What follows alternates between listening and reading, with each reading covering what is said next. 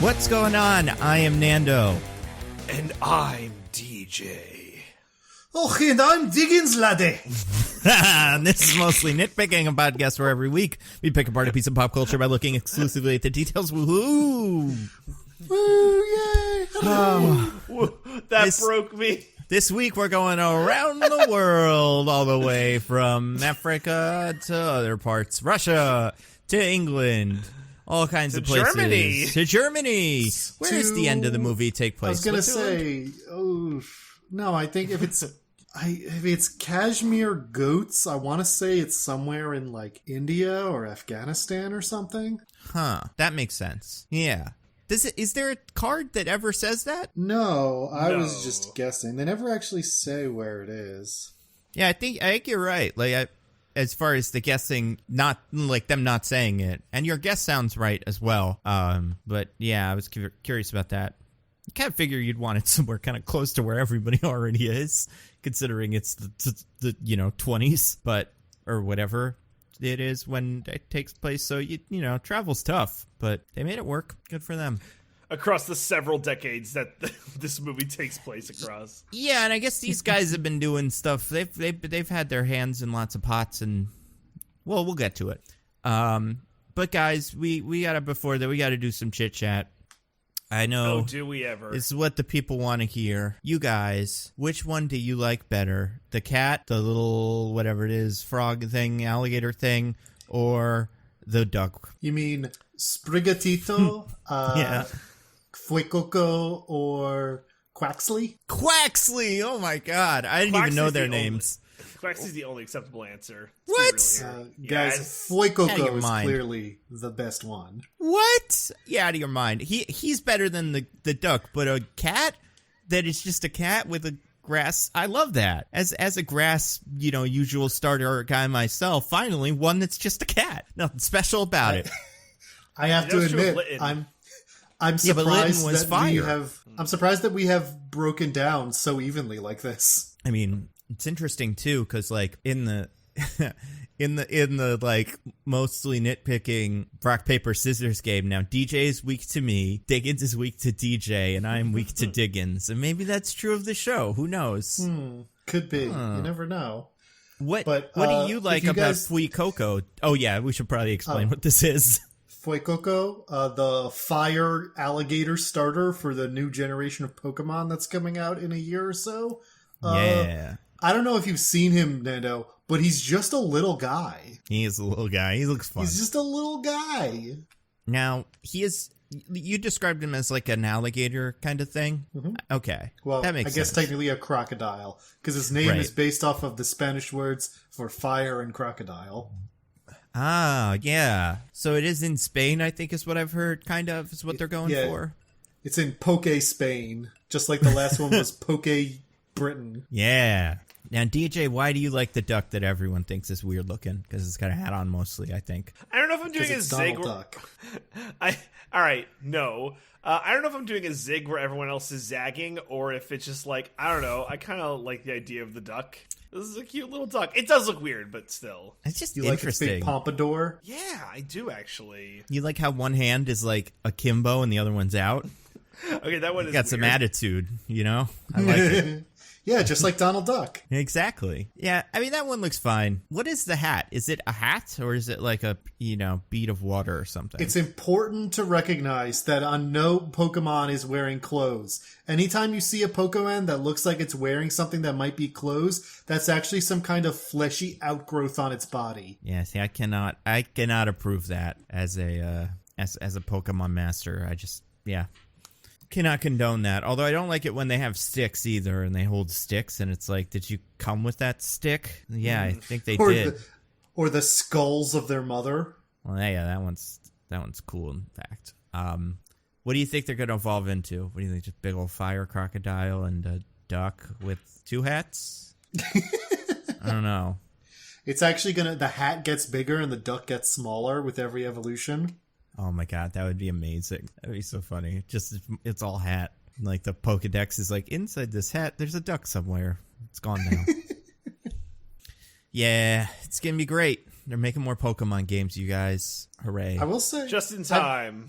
I've heard from people as wide and varied as DJ that new Legends Arceus game is really good. So if they're carrying forth a lot of the design philosophy on that one into this new gen, then it might be pretty interesting. Oh, is that what they're doing? I don't know. I didn't watch the direct. Yeah, or but they're going back to old style RPG. I'm not sure either. I guess we'll find out in approximately We'll a year. find out.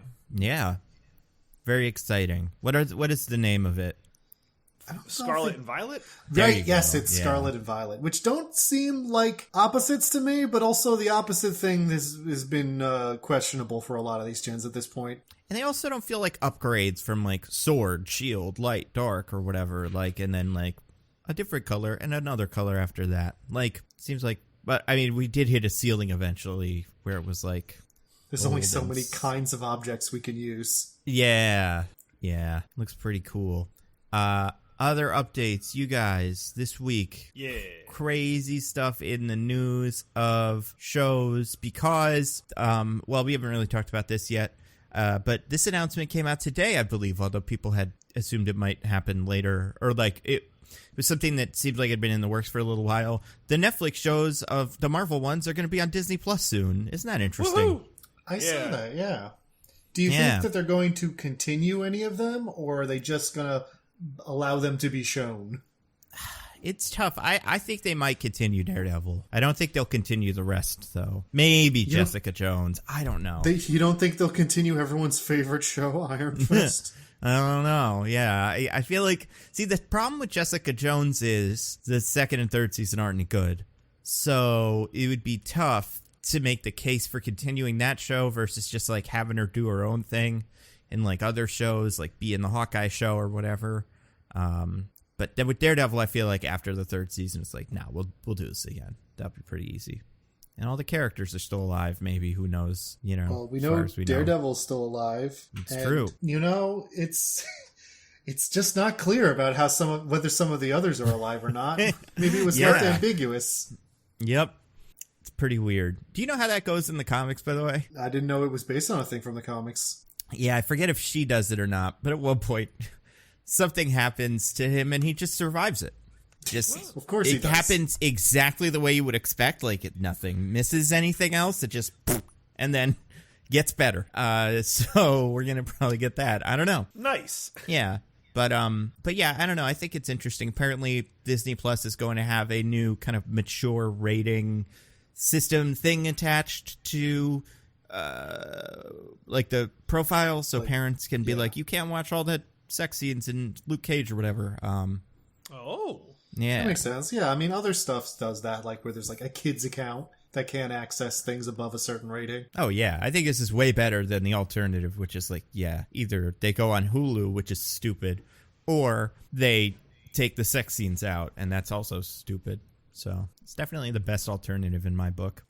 Change all sex scenes to Eternals style sex scenes. Oh my god. People hugging from the shoulders up. I mean, like, to be fair to not Disney, but like the Marvel Netflix stuff, they do have one of my favorite sex scenes. I love the sex scene where Jessica Jones and Luke Cage just destroy that. That's so good. And like if that got somehow stricken from the record, it would be a real shame. So glad that's part of it now. Yeah. I mean, then we'd have to turn to the Olympics from 2 years ago or last year for our fantasies of bed destroying sex.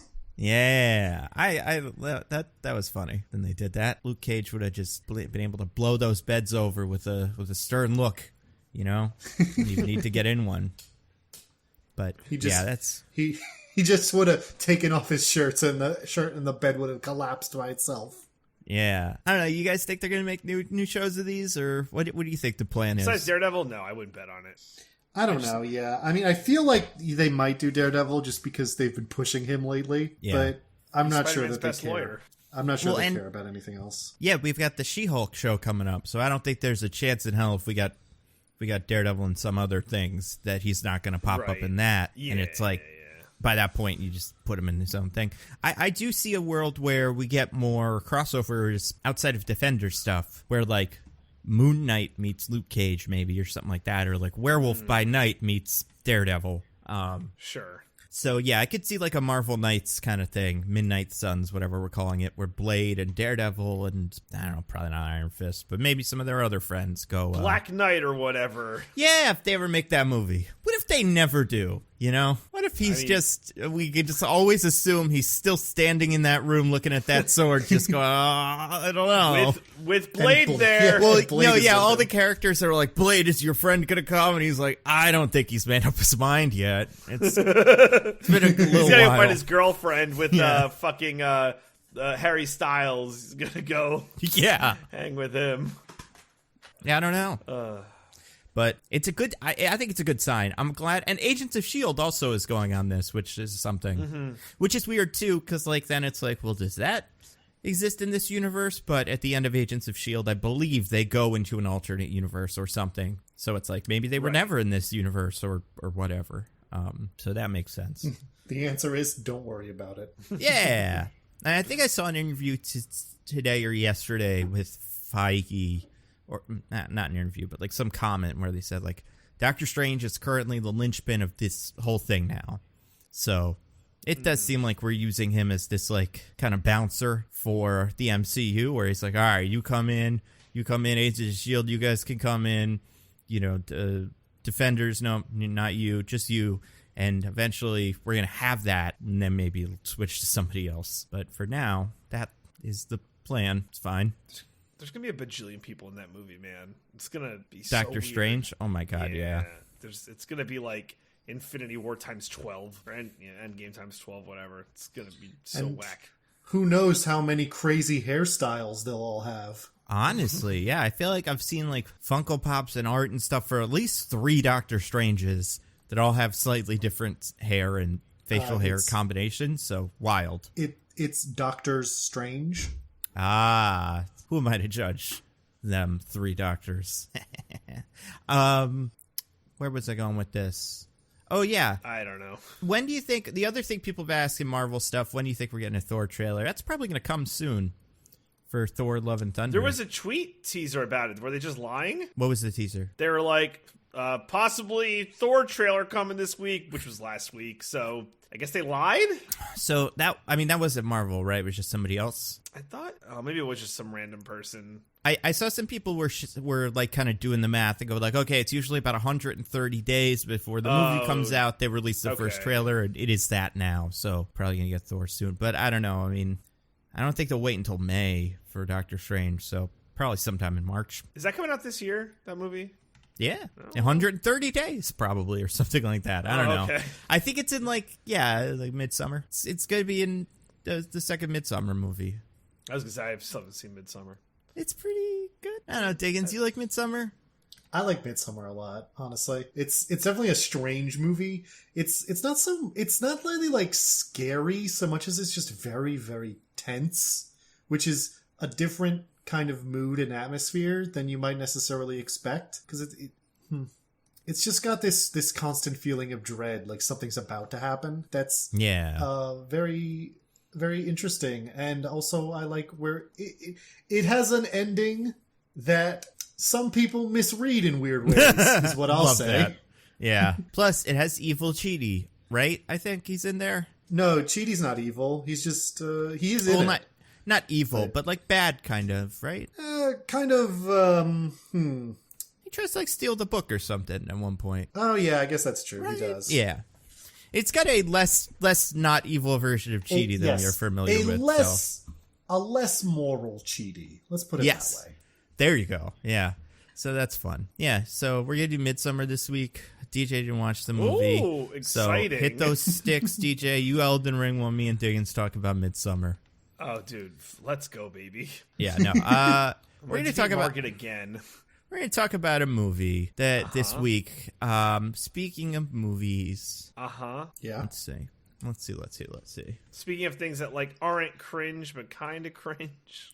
Yeah, speaking of movies where like there's goat heads and stuff all around, and like. Trying to remember what happens in that movie we just watched. It's easier for me to recall things from Midsummer. Yeah, speaking of movies where people get drugged a lot and or presumed druggings. Yeah, we're gonna talk about the movie of whatever December 25th, but now we're talking about it again because it's on HBO and Hulu for some reason.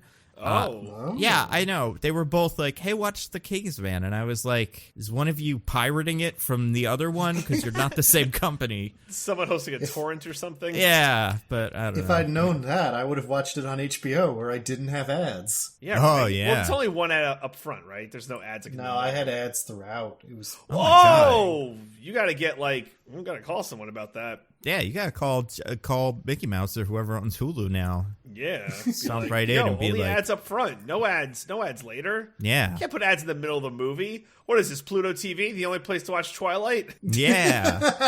That's true. Used to be on Netflix some reason, for the longest time, and then they took it off. Pluto TV probably took all their money. They're like, we want Twilight. I mean, they got a couple of customers, at least from us, and I don't know, the kids that like Twilight, did they grow up, like, I guess we talked about this a little bit with Michelle, but like, because she's the Twilight fan, and she was, you know, did she look fondly back and go, let's watch Twilight again? Or did fandom age out of it and get replaced with nothing? Not for her. She watched the other ones after we watched the first Twilight together. She's like, I'm going to watch the other ones now. And she's like, these were fun, except the last two, which are not fun. They're the best ones. I love it. We'll get to them eventually, maybe. I want to one day at some point. in the distant future. I mean, but not next week because everyone knows that huge movie that's coming out next week that we absolutely have to cover. Jackass Forever. Well, I mean, Diggins, you tell us because we both know. Which one is it? That's already out. Yeah, that came out a couple weeks ago. Well, you know. Obviously, I'm talking about Night Ride starring Mo Dunford. Huge Dunford stan. The Mo Dunford? The Mo Dunford. Oh, man. Do you think they were trying to get in on that classic, like, cross promo with, like, yeah, you know, Dark Knight, Night Ride, that guy. Go watch that movie. He's in that. Nightman, the Dark Knight Man. The one ticket for that, and then you go in and it's Night Ride, and you're like, oh, I was fooled. I fucked up. Yeah, fooled again. But no, of course, we are talking... Well, no, next week we'll be talking about The Batting Gentleman, a movie that has a lot of people talk about it. We haven't seen it yet, so we have no opinions. But a lot of people are talking about it. A lot of people. Very clear. I think tonight there are some screenings that like you can go to with like probably AMC stubs or whatever. Yeah, AMC had like a little special like, you know, not for the peasant screening, you know, for the real fans. Yeah, and then I think in other countries it probably got released a little earlier. I feel like I've seen some Australians have opinions about this specifically. So, yeah, so that well, we're not talking about that. We're talking about a movie technically from last year that nobody saw, and then it went on Hulu and stuff, and people were like, oh, okay. And we're going to talk about that. It is The Kingsman. Movie that came out on Hulu, and everyone was like, this is the worst post-credit scene I've ever seen. Best post-credit scene. Love that. Oh, my God. And to keep you listening, listener, we're not going to say what's in that post-credit scene until the end. I mean, that's how we're going to get you. Yeah, exactly. Just like that post-credit scene got me by being like, oh, I hate this. I loved it. Oh, God, this movie's so good. I was spoiled on what it was, but it was still so much worse than I could have imagined. Oh, yeah, that's so funny. It's so funny. I'm just reimagining it in my head now. It's so good. But yeah, so DJ... Yeah. Let's hear it. Let's hear what? The IMDb. Lord it over us, DJ. You are in charge of this. Hey. Uh-huh. I am a sore loser frequently, but I would never be, you know, such an ungracious winner. You hacks who didn't win, you idiots. I mean, I couldn't possibly have won last week because I was the host. He means didn't win by continuing our streak of letting the other one win. As like the thing where we like the deal that we you know put a week on hold to continue it later. Right. Well, we had to make we were it trying look to throw off legitimate. suspicion. But there's nothing he can do to prevent one of us from winning this week, and then it's back on. I mean, he'll try. Maybe he'll figure it out. I'm gonna make myself win again. Yeah, there's nothing in the rules that says a dog can also win if it barks at the right time. Maybe, I don't know. But yeah, so DJ, here's what you're gonna do: go to imdb.com.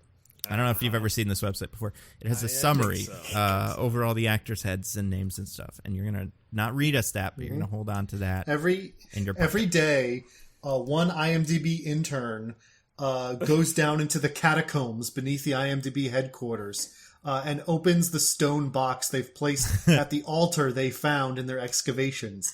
And written on a parchment within that stone box is the summary for every movie that has come out since the last day. And that is how these summaries come to be. That makes sense. And this one, I feel like I'm worried about it. I'm really worried. You guys might want to be worried, but because what could it possibly be? I don't know. Diggins, I'd like you to go first. I would. Oh boy, this is kind of a tough one. Yeah, this is really tough. Okay. Duke Orlando Oxford, seeing the world edging closer and closer to a catastrophic war, decides to help the world by forming the independent intelligence agency known as Kingsman. That was all pretty right. good.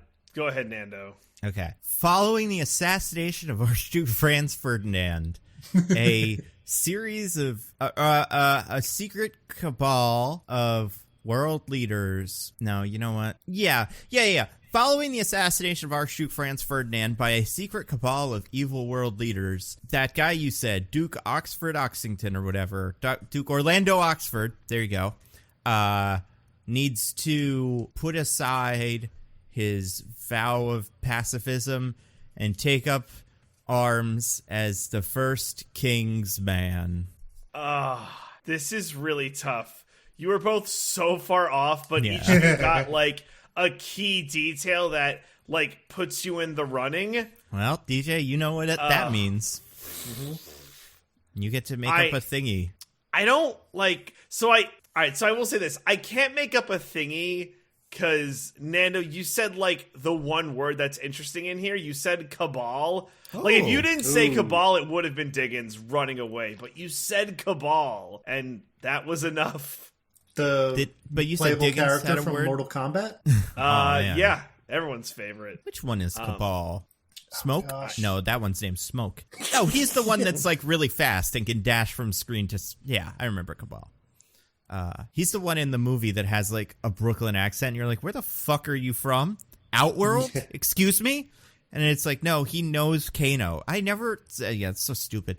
All right, okay. We have to do the like phrase game. So I'm just gonna tell you both were like really off. So I want you to just like figure out a phrase or like a word or a thing just to like that might be in here. The one good word is cabal, which is already taken, but it's the only stupid game I can come up with now while I think of other stupid games. I got one. Okay. Something neither of us mentioned. Okay. His son, Conrad Oxford. Okay. Nando. Okay, I got one. Discover the origin of the Kingsman movies. Oh, that's a good one, but no. Diggins. Must assassinate the Russian monk Grigory Rasputin. I also love it, but no. I'm gonna say to prevent the destruction of England. No. All right, Diggins. All right. Under the leadership of the mysterious shepherd. I can't remember who went first. Was it Nando or Diggins? Diggins went first. I went first. So Nando Okay, gets so another Nando, one. this is your last one. I'm gonna say Red Cross worker. Also good, but no. All right. So now we have to get into the real weeds. So, I want you to tell me. Okay. All right. I'm gonna name a character / actor, and you're gonna tell me where they're billed in the cast list, like what their billing is. Yeah. Okay. And you're sure this isn't by appearance? It is by like money and importance and stuff. Mm-hmm. Yeah. Because like, for instance, the wife isn't like, she doesn't crack the top like 10. Right. So, yeah. All right. So okay. I guess who's going first? Me. All right, Diggins. Harris Dickinson as Conrad Oxford. Where do you have him build? I'm going to go with 5th. All right, Nando. I'm assuming this is like a whoever's closer kind of thing. So I was just going to do like a points thing, and then maybe at the end who has the most points. I'm not saying whether. oh, or not so we're Diggins gonna is do right a or couple not. of them. Yeah. Okay. I'm gonna say second. All right, you're both wrong. It was 4th, so I guess Diggins was closer, so he gets a point. Is that how it works? Yeah. Okay. That's how we're doing this. All right. All right, so that's 1 point for Diggins. Jimin Hansu as Shola. We can alternate, but Nando goes I'll go first. Sure. I'm gonna. Yeah. Wait. Did Diggins say something already? I did, but if you didn't hear it, then it doesn't count. I didn't hear it. It was what I was gonna say, so I don't care. Third. Okay, and Diggins? I think he's right is the problem, but I'll, in the spirit of competition, we'll go with 5th again. That is exactly correct. It is 5th. So that's 2 points for Diggins. It's probably going to win this thing. All right. Probably. Reese Ifans as Grigory Rasputin. Diggins. 7th. Okay, and Nando? This is tough. Now that we have 4 and 5, I'm kind of filling in. I mean, I feel like it's pretty safe to say 6th. You're technically correct by being closer. He is 3rd, so that's 1 point for Nando. Wow. Okay. All right, so we have 3, 4, and 5. Dead. Yes, okay. Charles Dance as Kitchener. All right, so Nando, you go first this time. I'm gonna say. Trying to work out. I think I can piece mostly everybody, or like put everybody in a spot. So I'm gonna say 7. All right, Diggins. I think that's probably correct, so I'm going to go with 8th. It is 9th, so that's another point for Diggins. 3-1. All right. I guess like Diggins wins because I don't. This is kind of anticlimactic. All right, we'll do one more. We'll do one more. Can't possibly change things, but sure. Yeah. All right. This last one. This was we can moneyball this to be for all the marbles, but no, that wouldn't be fair. No, I would prefer that we don't do that. All right. So the last one. Let's do Alexander Shaw as young Conrad. Oh, okay. Not who I was expecting. I go first for this one, so I'm gonna say 12th. I'm gonna say I don't know. Yeah, just the fact that it's on this list is enough for me to be I guess 10 maybe. But it seems like it'd be pretty far down. All right, so give me a number. I would say I say 10. Okay, you guys split the difference. It's 11. So Diggins wins. My big question, I kind of expected one of them would be Baron Zemo. I'm really curious where he ends up. Because he's not in the movie that much, but he's an actor. But they think he's really important because he's Nick Fury. But so he's. All right, Daniel Bruhl as Eric Jan Hanus. Let me just count real quick. 6, 10, 11, 12, 13, 14, 15. Oh my goodness. 19 down the cast. Unbelievable. Wow. No respect for Daniel Bruhl. Insane. Insane that young, what's his name, was higher than this. I know, yeah. A young Sheldon got to be on this list before Daniel Bruhl. Well, just goes to prove this is rigged. It is an unfair metric that no one could possibly know. Yes. Yep. So Diggins stuff. wins. So anyway, yeah. So Ralph Fiennes obviously first, and then Gemma Arlington as Polly, and then it kind of goes down as we said. Oh my gosh. Where does Poppy Corby Tooch show up on this list? Who the fuck is that? Poppy Corby Tooch is Vinda. Oh, the redhead? Oh, no, you're doing the thing from Fantastic Beasts. You got me. I can't believe you forgot the incredibly memorable Fantastic Beasts character in the movie that hasn't come out yet. Vinda, played by Poppy Corby Tooch. I mean, I cannot. Yeah, I forgot about her. Oh, man. Also, DJ, I loved it. Say, real quick, those first 2 names again? Which names? First 2 actors. Yeah. I was gonna let this go, but Nando has decided to roast you. Well, who's the other one? Gemma Arterton? Okay, that might be close. I couldn't remember I mean, I don't know how you pronounce that name. Let me take a look. Because it could be Gemma. I don't think it's not like Gemma, but I feel like her last name's kind of weird. It is Gemma, okay. But yeah, it's usually Rafe Fiennes, right? That's how his name is. Yes, is it Rafe Fiennes? Yeah. That's how he pronounces it, yes. Oh, well, then spell it right, you jerk. fair. That's fair. Don't spell it like Ralph, bro. Yeah. So you guys want to hear this? Yeah, let's summary? hear it. Absolutely. All right, so I will say this again. I said Nando, you said Cabal, and Diggins, you importantly noted the Kingsman Agency. So what you guys failed to do was you focused a lot on the characters, and you totally should have avoided that. So the summary is: in the early years of the 20th century, the Kingsman Agency is formed to stand against a cabal plotting a war to wipe out millions. So you guys should not have focused on characters at all. It's a huge mistake. Should have focused like Nando on cabals and a war to wipe out millions and the 20th century. Yeah, it did take place in the that 20th century. So that's important. I guess maybe we should say that more for the movies. Like, in the 20th century, two Kramers battle for divorce against each other. Like, you gotta make sure we recognize the century the movies take place in. Otherwise, what's the point? Also, really quick, I do feel like this is worth noting before we actually get into the movie at all. It is wild that it came up that this was this week, right? Like, crazy. I was saying that to a Mr. Diggins earlier, so... Well, you put it in a different way that I was like, well, that's been happening for a while, whereas Nando might be focusing on a more specific aspect of it. I mean, yeah. I think specifically the plot element of make sure Russia stays in the war is a good thing. Oh, man. Crazy. That we're talking about this week. To be fair, like, that's an us thing, right? The Kingsman movie didn't come out this week. We just chose to, review it this week. It's a thing. It's a, Vladimir Putin thing. Like, we were going to talk about this movie eventually, but yeah, just crazy. Crazy. Crazy. Absolutely insane.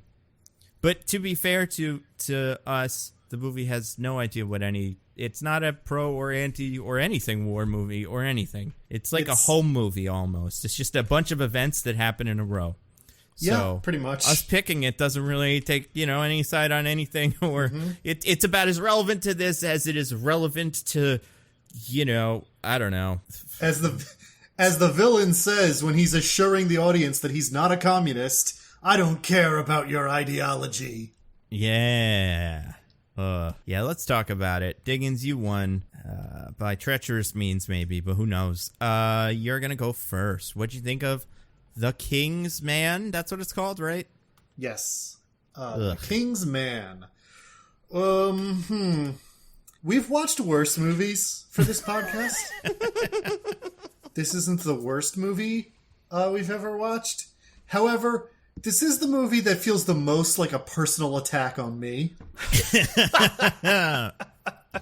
Yeah. Just because it's... The things it does to World War I history are concerning to me. Frustrating, even. And here's the thing. If this movie was like an over-the-top comedy action thing like the other Kingsman movies, where it was like being really silly and like not taking things seriously, then I wouldn't care that much that it has a very bizarre view of history, because, I'd be like, well, it's a comedy that's being intentionally ridiculous, like that it's allowed to do that. I'm not upset by this. But this movie wants you to take it seriously so badly. It really does. There's like barely any jokes in it. It's just kind of insane for a Kingsman movie. The whole thing about these is that they're like stylish and hyper-violent and funny. That's like the brand. And this movie is none of those things. Is that the brand? By now they've established that. Is there any brand whatsoever? I don't know if any. There's no consistency between these movies besides Taron Egerton is in two of them. I would say that the first two are both trying to be stylish and hyper-violent and funny, right? Okay. Yeah, I'd say that's fair.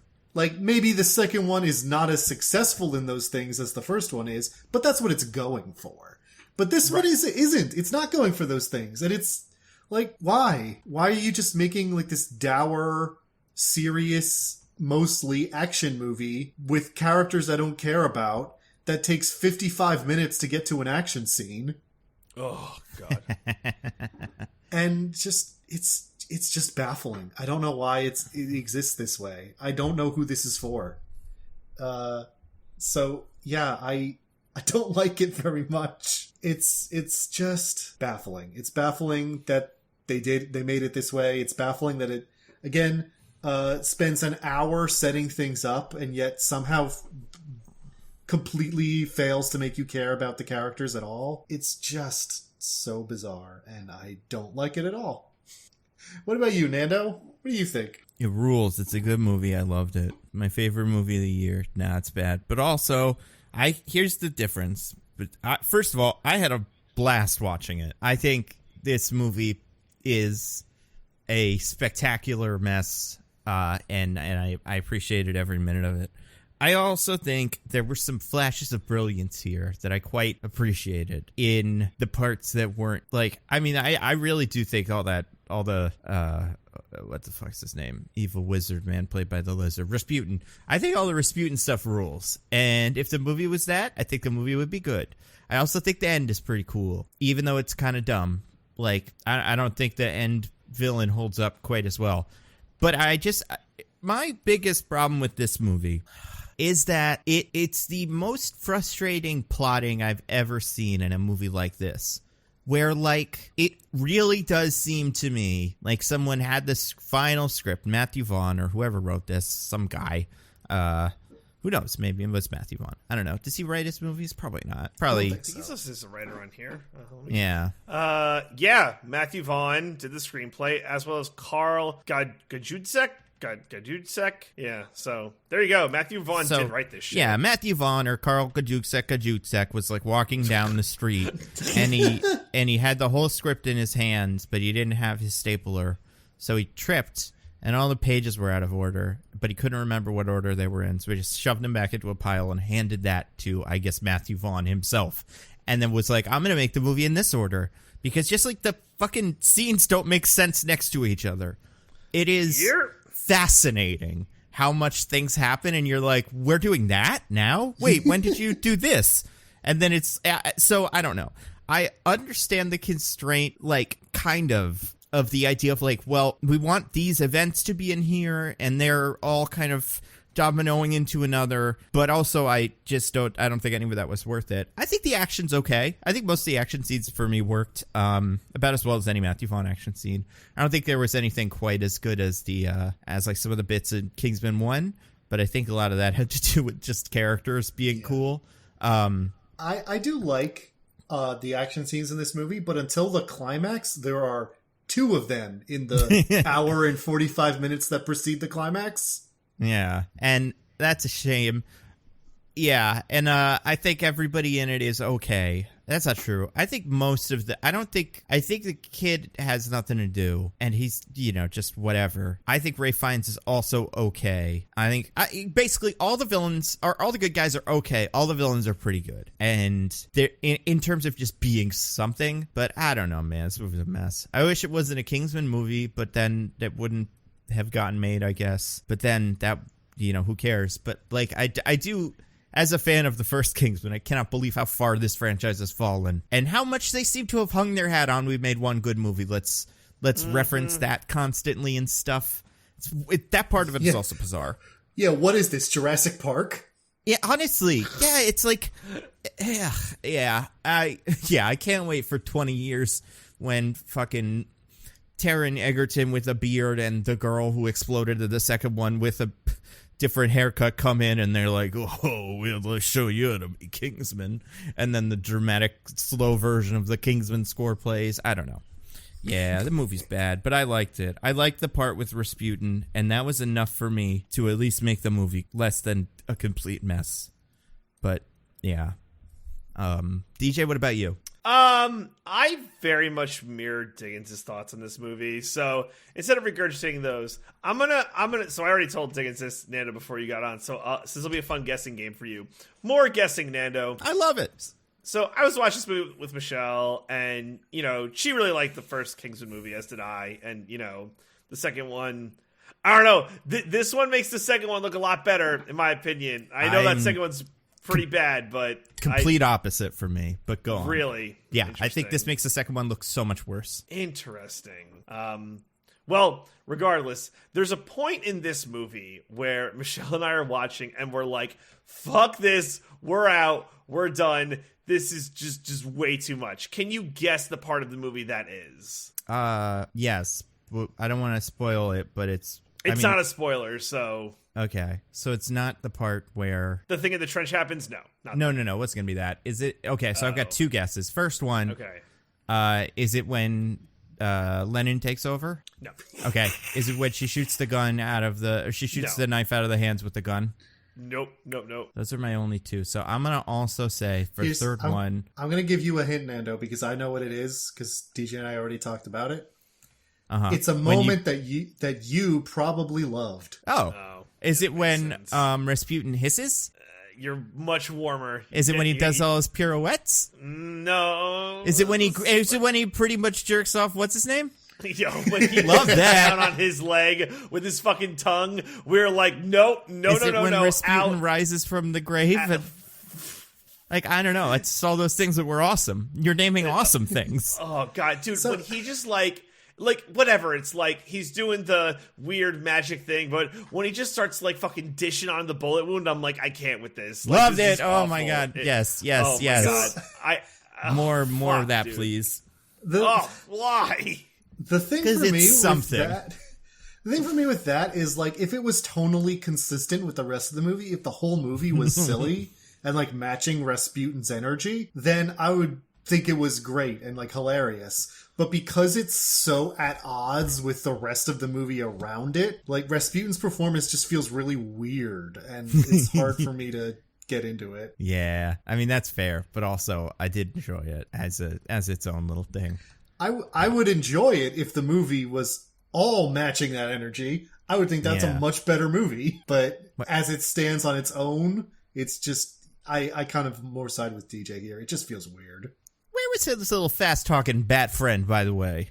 Where was that guy? Bartok? Batroc or Bartok? Yeah, where was Bartok? They saving him for a sequel?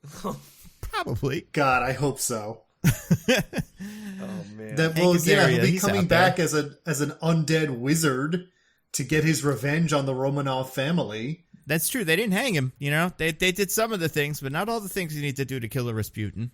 So. Never know. Spoiler alert for what happens to him in this movie that is kind of historical, kind of. But it's a spoiler mostly because it's not the whole... It doesn't happen at the end of the movie. It happens at a different point in the movie that is weird. It happens at what should have been the beginning of the movie, but is in fact the halfway point. Yeah. So, yeah, I don't know. This movie is great. So I think we all agree that it was good and not bad. And the Rasputin was definitely cool. what we're all saying here. Especially you. Yep. I don't know. So, yeah, I think when I tweeted about this, I said it was 4 movies. I do think that's true. I think it's kind of 4 movies smushed together. So we should probably talk about them all in pieces, I feel like, because there are like 4 kind of phases of this movie, let's say. So I want to get the first phase out of the way real quick. Sure. Remember all that stuff when it's like this guy was cousins with this guy and stuff? Oh my god. A lot of that in this movie. I didn't know it was the same actor. That didn't catch me at all. Yeah. I didn't realize that at first. I realized it later. So yeah, Diggins, as a person who kind of knows history, and I mean like not kind of knows, but like, you know, yeah, you're way more than us, you know. Us plebs. Yeah.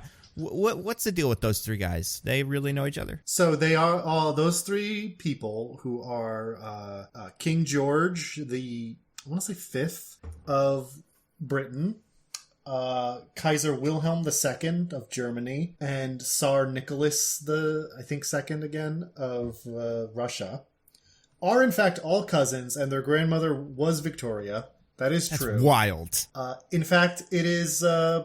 there's a famous series of letters between Kaiser Wilhelm and Tsar Nicholas, the Willy Nicky letters, I think they're called, up in the lead up to World War I, where they're writing each other, constantly reassuring each other and talking in affectionate terms to their cousin. They're like, oh, no, I don't want a war, I'm just doing this, blah, blah, blah, blah, when, you know, they were obviously both preparing for war. Right. So that is accurate.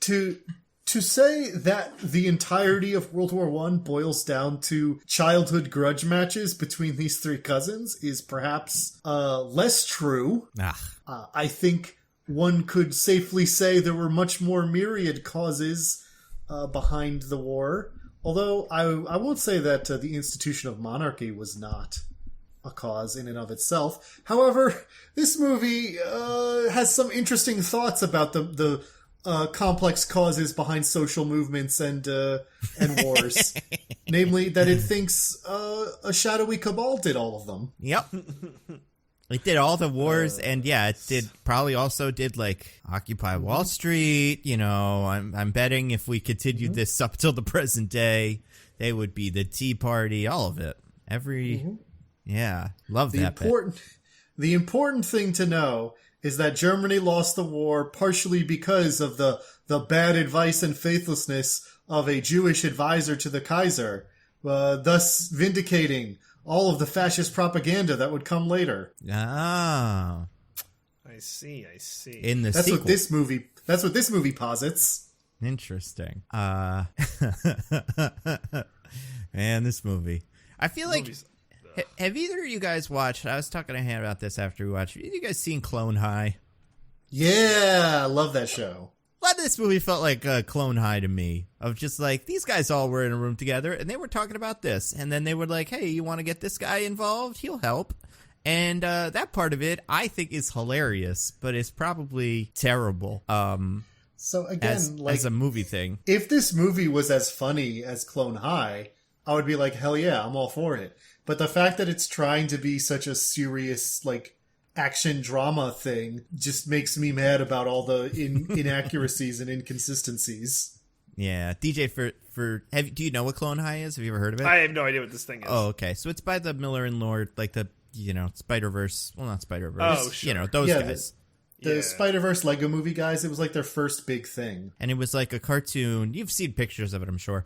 Where it was like clones of all of the famous historical figures like Cleopatra and JFK and Abe Lincoln all went to high school together. And it was kind of like, this guy is a jock because he's, that's kind of what his historical figure is perceived as and stuff. And Cleopatra's a cool girl. That's how she, like, you know what else is this? Did you see that movie that I think I recommended probably last year that was like America the Movie, also by them? Yes. Yeah, it's a lot like that. Yeah, a little bit of this movie felt like that. Because also, it tied in certain events generally that I'm like, oh yeah, that's a history thing. Like a certain boat, for instance. Uh-huh. That was fun, wasn't it? I like that. Where were the wizards during this, by the way? Where's Dumbledore? Just letting it all happen? Oh, I can't wait till we learn that like the wizards also helped with World War II or something. Well, Dumbledore had a secret blood magic pact with Kaiser Wilhelm II that prevented him from interfering in World War I. Oh my God, Dumbledore's got to stop making those. They are not helping. A wizard? I don't know. We'll have to find out. This movie says maybe. Yeah. Unclear. So, Diggins, for those of us who might be uninitiated, like not me because I'm smart, but, just for those in the audience, who was Rasputin in real life?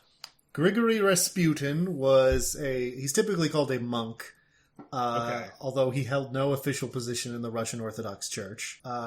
He was basically like a mystic and spiritualist who gained a reputation amongst Russian nobility for being like a faith healer, basically. Okay. And ended up having a lot of power and influence with the royal court of Russia because he was one of the only people who could help Alexei, the heir to the Russian throne, because he was a hemophiliac and he was often very sick. And Rasputin was actually fairly successful at treating him and helping him get better whenever he had a spell, which is a matter of some historical debate of exactly why. Because he's a wizard. Or a ballerina, one or the two. It might be that he's a wizard ballerina, or it might be that the state of medicine at the time was such that Rasputin being like, tell the doctors to stop helping him was enough to help him get better. And also he had a magic opium cross switchblade thing that he used to trick them all. You didn't talk about that in your history part. Yeah. But that was important. When fighting. He mostly used his power and influence to get drunk and have sex with women. So love that. there's not zero basis to that, I guess. I don't think he was giving opium to the Tsar and Tsarina, because that would be wild. Well, the movie said he did. And also, he didn't cause. Also, he had nothing to do with Tsarevich Alexei's poor health. He was, like I said, a hemophiliac and was just naturally sickly. Gotcha.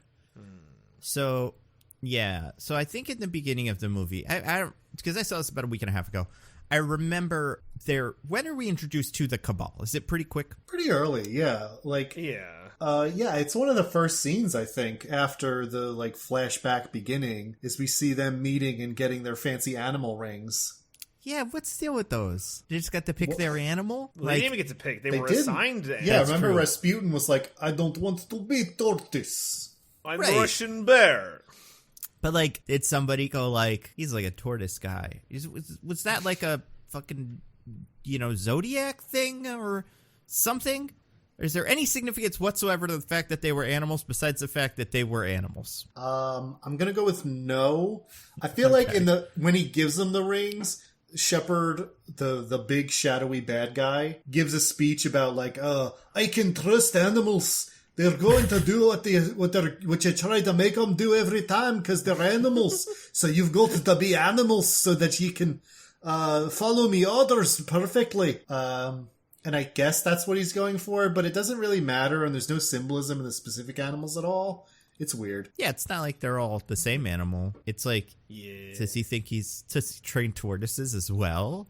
Seems like he's got a couple of goats. He doesn't really train them, though. They just kind of hang out. He's got one goat he really likes. Yeah. That's his favorite goat.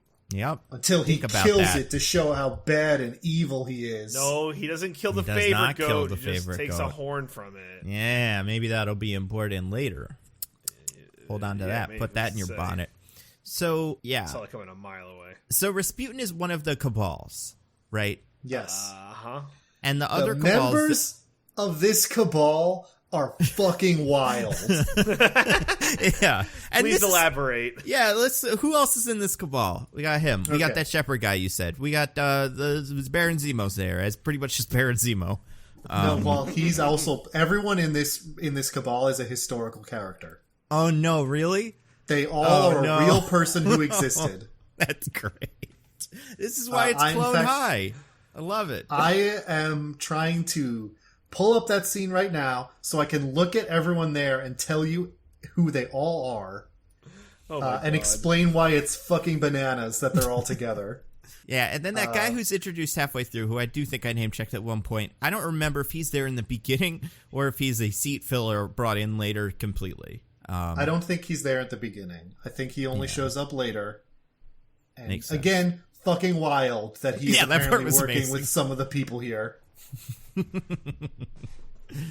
So we have Rasputin, like you said, love it. Advisor to the Tsar and Tsarina, whose power really relies on them being in power. So I don't know why he would want to do anything to destabilize the country.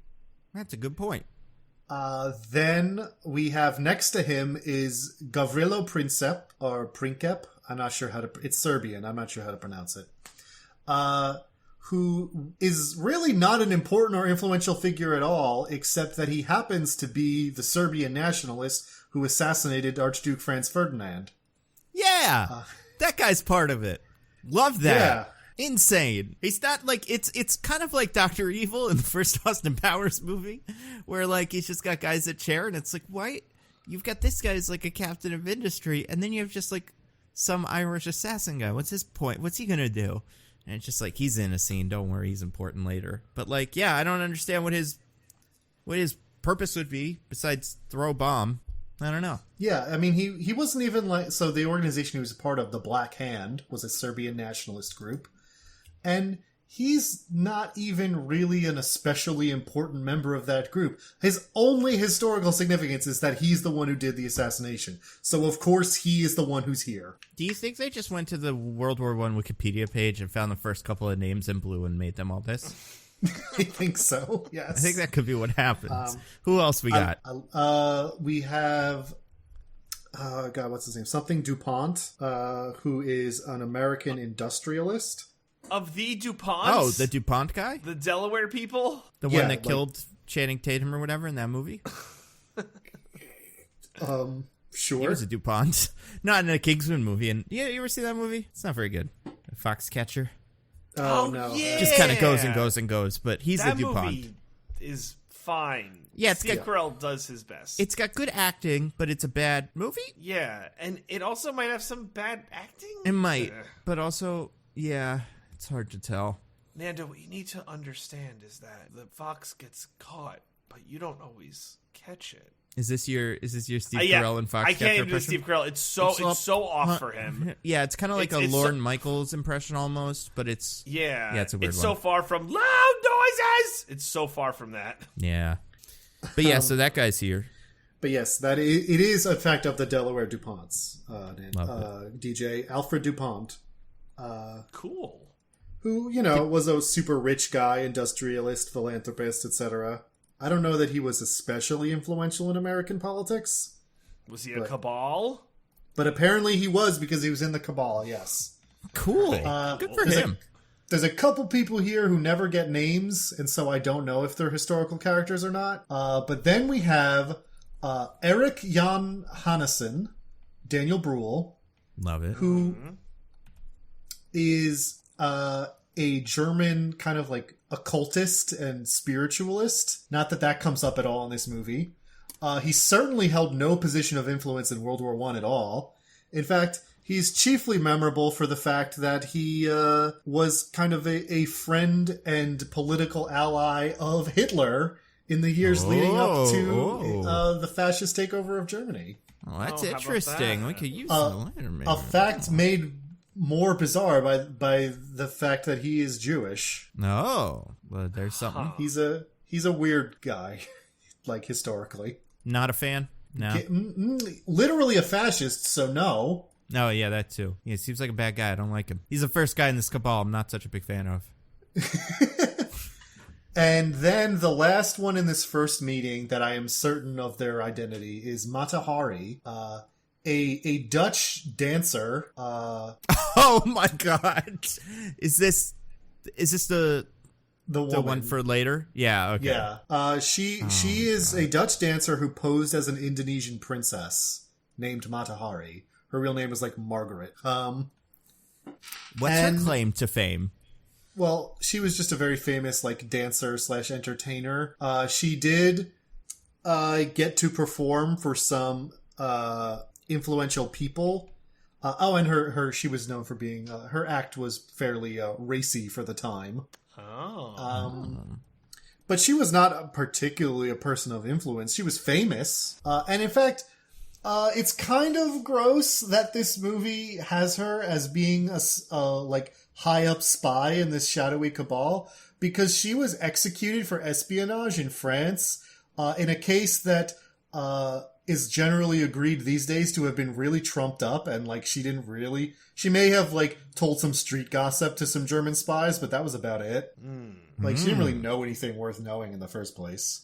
And she only did it after France forced her to be a spy so she could see her boyfriend, who was a soldier. So it was kind of a unfortunate situation for her that ended badly. But in this movie, it's fine because she really was a super secret spy the whole time. Yeah. That makes sense. So, yeah, those are all the bad guys. There's two more, I guess, if you count the finale. But yeah, isn't that an interesting little cabal of villains? Well, I wonder how, like, while writing this, they landed on these people. I'm telling you, Wikipedia, blue word, like, that's it. But again, okay, so most of them at least did have some influence on the events of World War One. But like Alfred DuPont and Eric Jan Hanneson had, as far as I can tell, nothing to do with World War One. And Mata Hari was not an influential person. She's just a famous person who got caught up in some World War One stuff. So I have no idea what the criteria was here. I mean, I guess if a history professor was watching this who, like, didn't know history real well, they'd be like, oh, this is so cool that all these names are in here.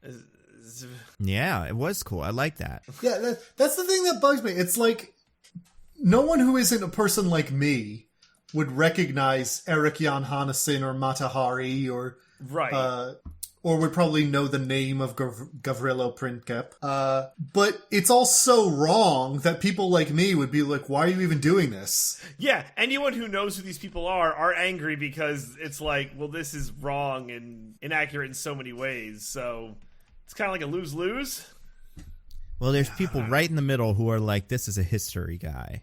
I like that this movie is grounded in real history. That's pretty good. But yeah, I mean... Yeah. When they go to Google later, they're like, oh, good, they didn't make up a person. Oh, thank goodness. Yeah, these are some so real happy. guys. Pretty cool. You're not using real guys in your movies? Fucking suck. Get out of here. Don't even bother making guys in your movie if they're not real guys. Yeah, don't even make movies, to be honest. Yeah, I mean, I hope that Batman movie has at least one or two real guys in it, you know? Yeah. There's some of these guys in there, too. Maybe. Do you count Batman, Riddler, and Penguin and Catwoman as real guys? No. Well, I mean, not to my knowledge. I don't know if there's a Batman or a Penguin or a Catwoman out there, but I doubt it. They're in New Jersey, so we'd have seen them by now. You know? That's true.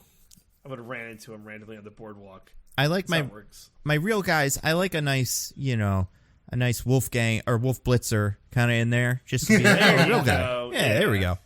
I hope he's on TV. But Batman's on the thing again. But that wasn't Wolf Blitzer, Nando. What? Don't you remember when he revealed who he really was? Oh my god, that's the best. Love that so much. Yeah, it's a good movie. Anyway, that's enough of my unentertaining historical corner. Let's talk more about the movie. No, I want more. I want the whole movie to be how this movie was wrong. We're not even close to done with that, DJ, but we should move on to a different topic. Well, okay, so the Serbian guy we were talking about before, that guy wants to start World War II by blowing up Archduke Franz Ferdinand. Or shooting him. No, blow him up. Throws a grenade, right? Or World War I. Duh. Yeah. It is correct. He started with a bomb and then happened to see the Archduke near the cafe that he went to sulk at after failing and shot him. Did that guy have a ring on him in real life or something? Is that where the rings come from? I don't think so. I mean, yeah. He like I said, he was part of a Serbian nationalist group called the Black Hand. They weren't trying to hide that they were doing this. The whole point was to, do assassination and acts of terror to secure Serbian independence from Austria. Oh, sure. What I'm thinking more is like if in this version of the movie, what would happen is Rasputin would be known for wearing a ring with a turtle on it or something, and then we'd get this weird like reverse engineering of like it's actually from a secret cabal and everyone has a different ring. So just wondering if there was something associated with that with the rings, not even that they're secret cyanide pills or something. Is that what that was? Yeah, that's like crazy that it's just like trust. Like it's if you fuck up, you gotta take this pill. I'd be like, ooh, I'm just gonna disappear. It's like 1916. You know how easy it is to disappear? Yeah. Except apparently not, because we'll get to it. But an entire network of spies has already been established very quickly and with no explanation. Mm-hmm. So maybe it wouldn't be hard to hide if you live among high society. That's Everyone true. Sees you. Yeah, all the kitchen maids and stuff are like, did you hear? He disappeared the other day. And then, after a couple of years, that information would make it to the wrong person. Yeah. So, sorry, he is a Bosnian nationalist of Serbian ethnicity. Gotcha. So yeah, that guy. That was interesting. It was weird that he was part of the cult of villains, but. Yeah, apparently he actually didn't care that much about Bosnian nationalism. He just wanted to start World War I. Yeah, and specifically, and this comes up, I think, pretty early too, the whole game of the villains is not to, like, do a world war. It's to destroy England. Yes. Because they don't like it. He actually, I think in this first scene, or maybe the next scene, I don't know. At one point, the main villain is going on like, England destroyed my lovely Scotland, and I want to destroy England for that. Yeah. Or whatever. Which is... And I feel like the movie doesn't know what to do with that, so they just have him say it, and then it doesn't mean anything for the whole movie. Yeah, I think that's right. And hey, guys, did you know England bad because imperialism? I mean, I guess, yeah. But when you think about it, DJ, isn't England actually good? Oh, that's a good point.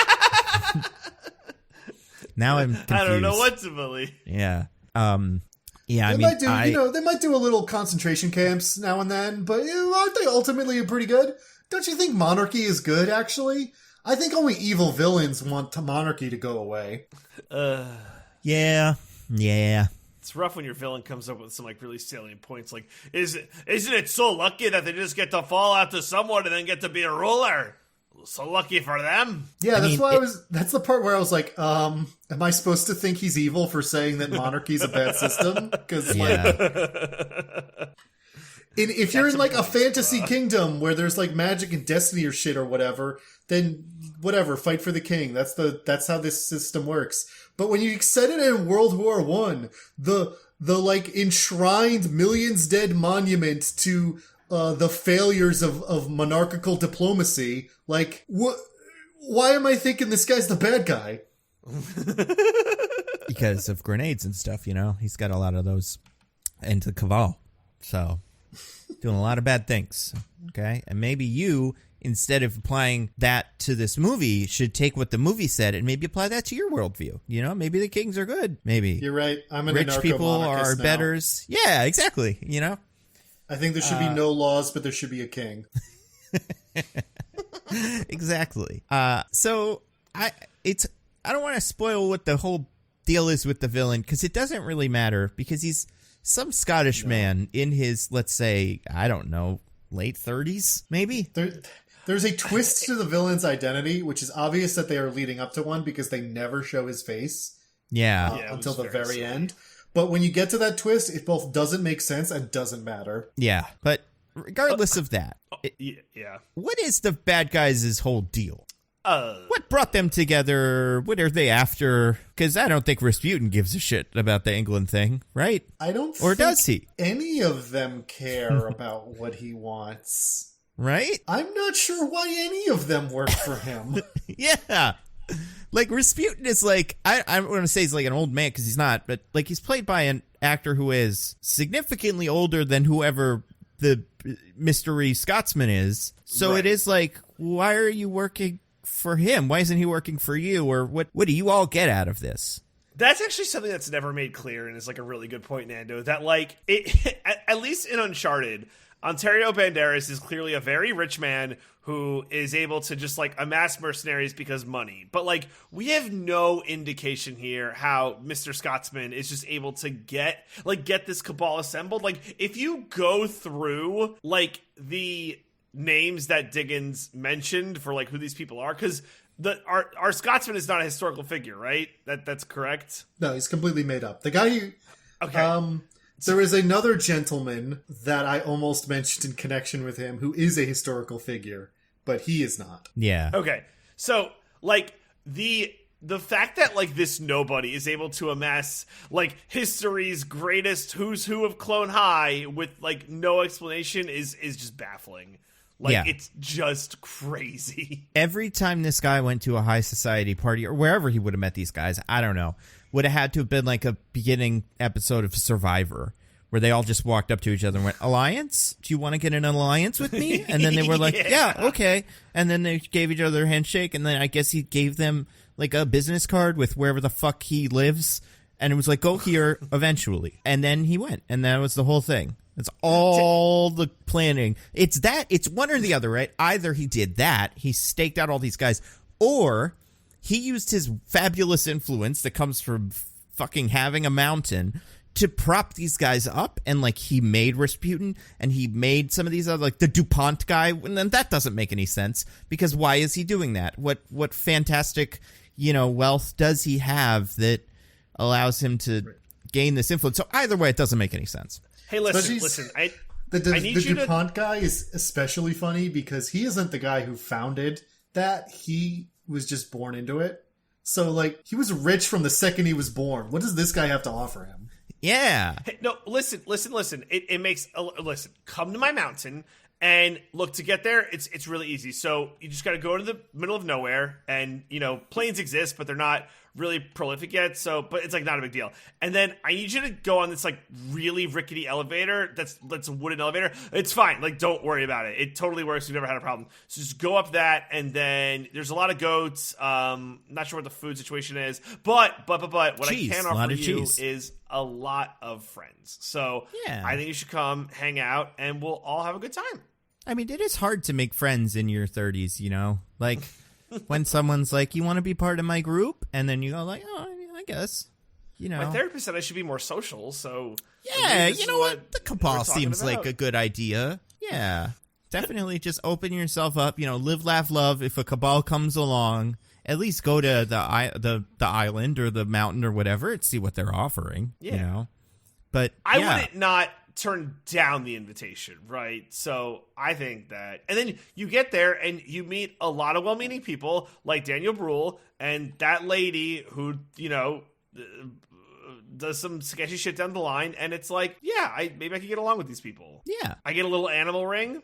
What else could I want? And then you go like, okay, so what country are we wiping off the map for no reason? England? Okay, I guess. Might as well, they would all say, except for the one who's like, yeah, we're doing it. Like, I feel like if after they all did that, they would all come back to the thing and go, okay, so now we do Russia next? And then they'd be like, no, Germany next. And then they would never work. Like, yeah, it's so awesome. We're an hour and a half into this.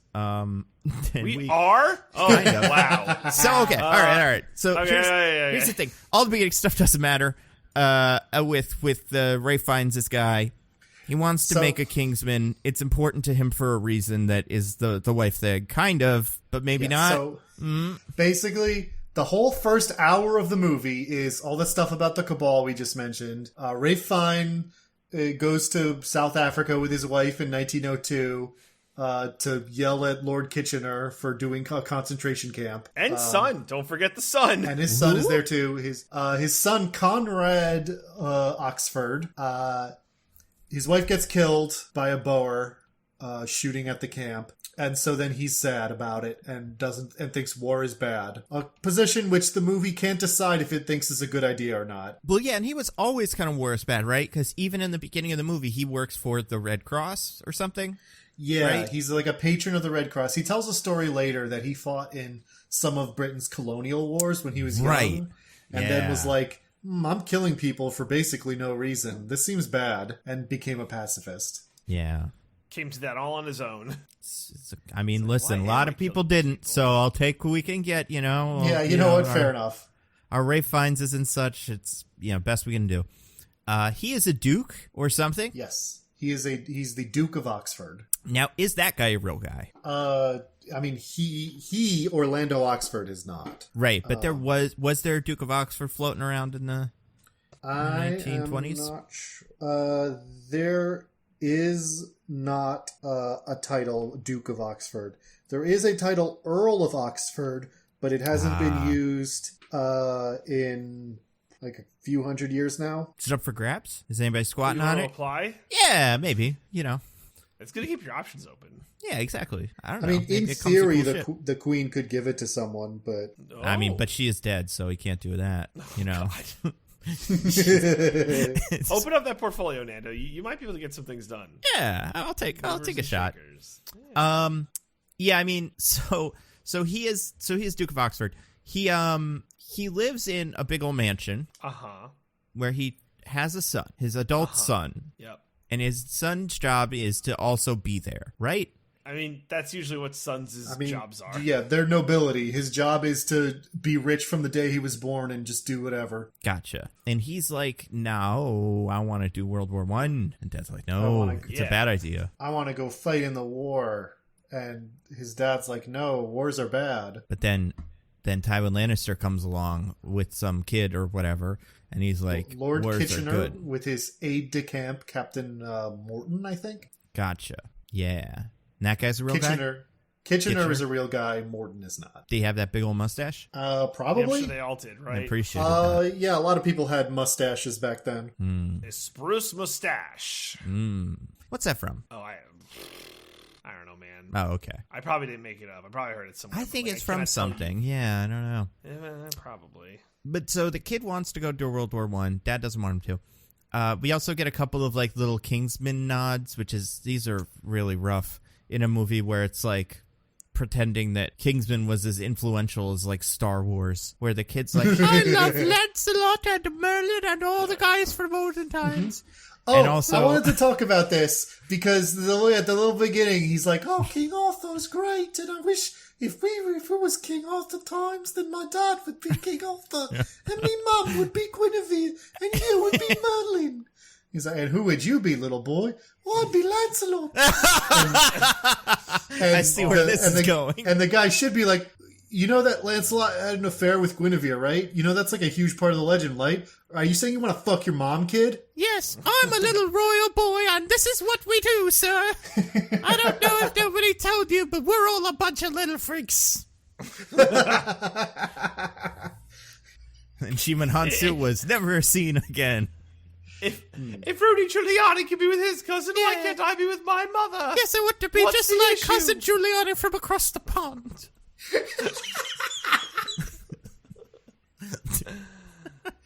And then because they're British people in the early 1900s, Jimon Hansu would be like, but those Giulianis are filthy Italians. You can't follow their example.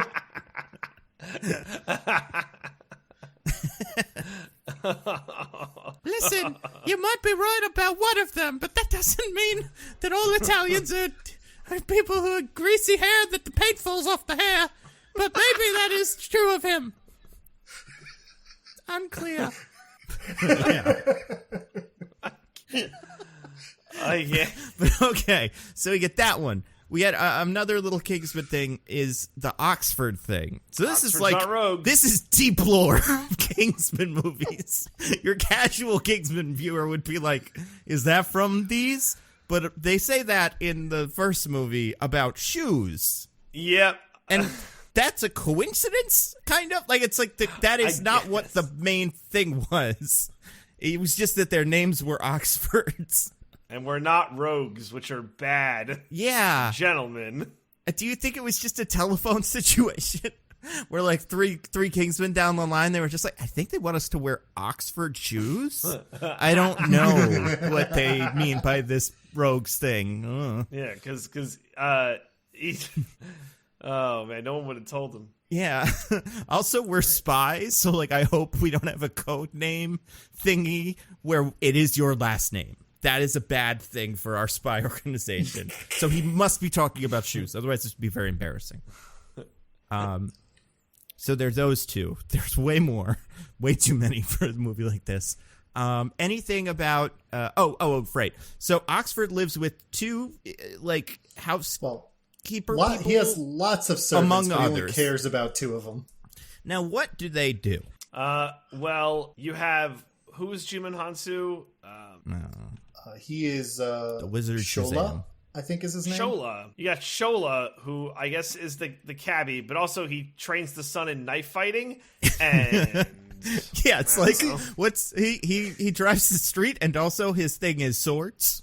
He's the swords one. If you need sword stuff done, you call Shola. He seems like an Alfred type. Yeah. He's probably a butler, but with swords. or a Batman, perhaps. Alfred. And then you got swords. Gemma Amerton or whatever, and she is Nanny Alfred. is what they explicitly call her several times. Yeah. Nanny Polly.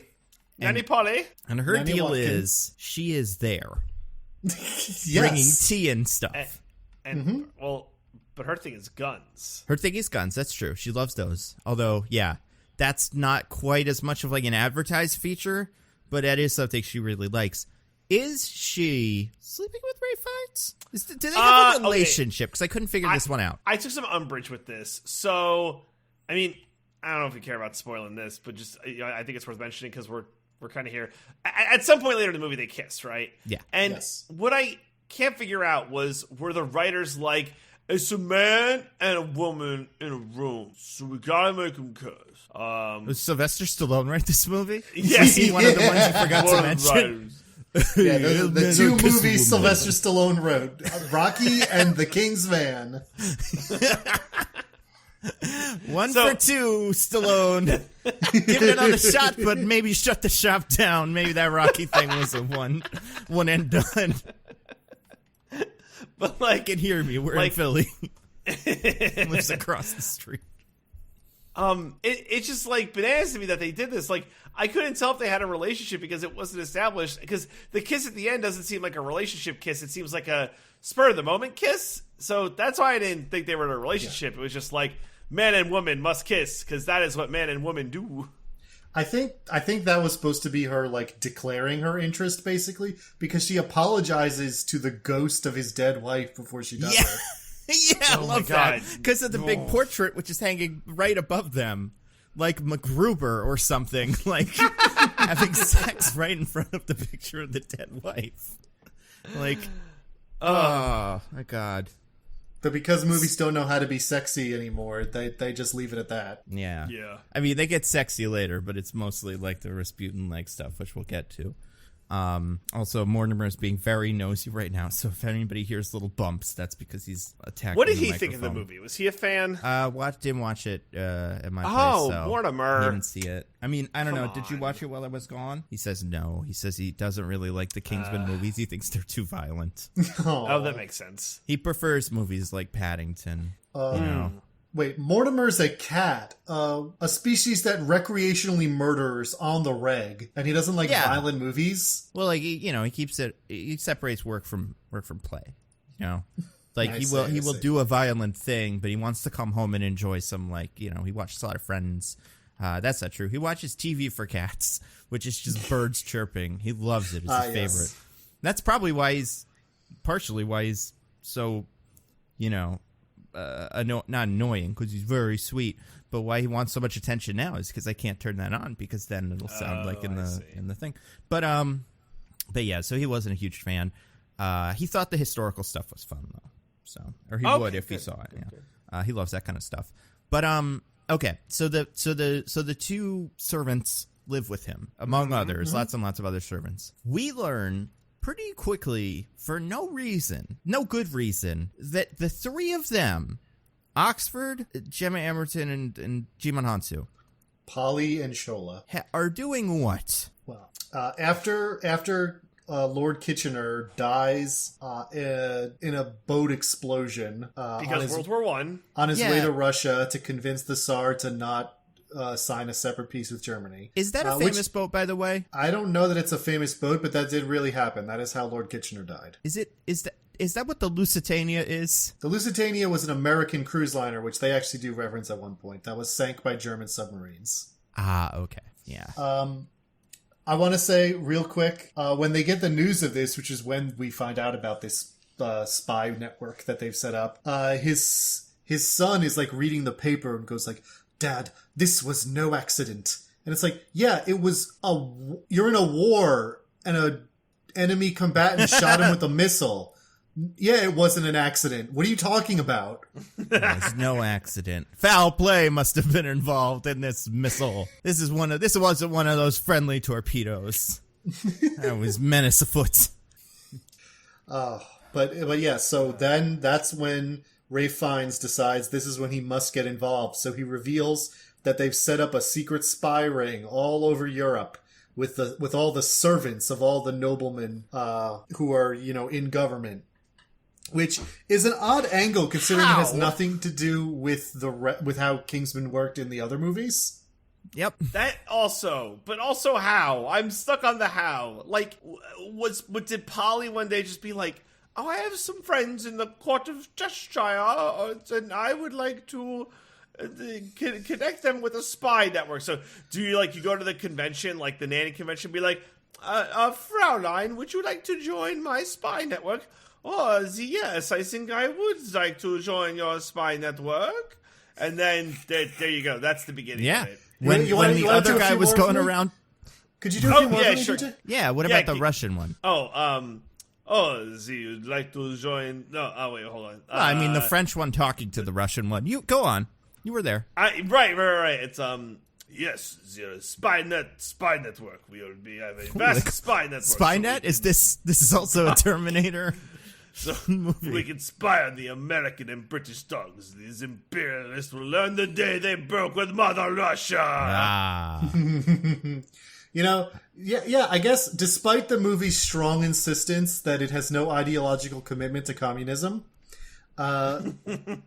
this movie implies an incredibly strong class consciousness amongst all servants, where they recognize their connection to other servants before all other factors: nationality, employment, family, anything. Their most important like sense of connection to this world is that they are a servant and other servants are therefore their friends.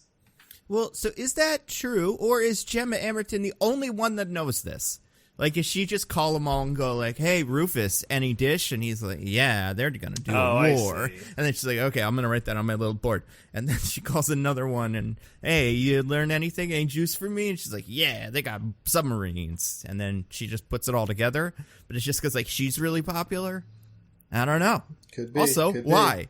Why did they do this? What are they doing with this information?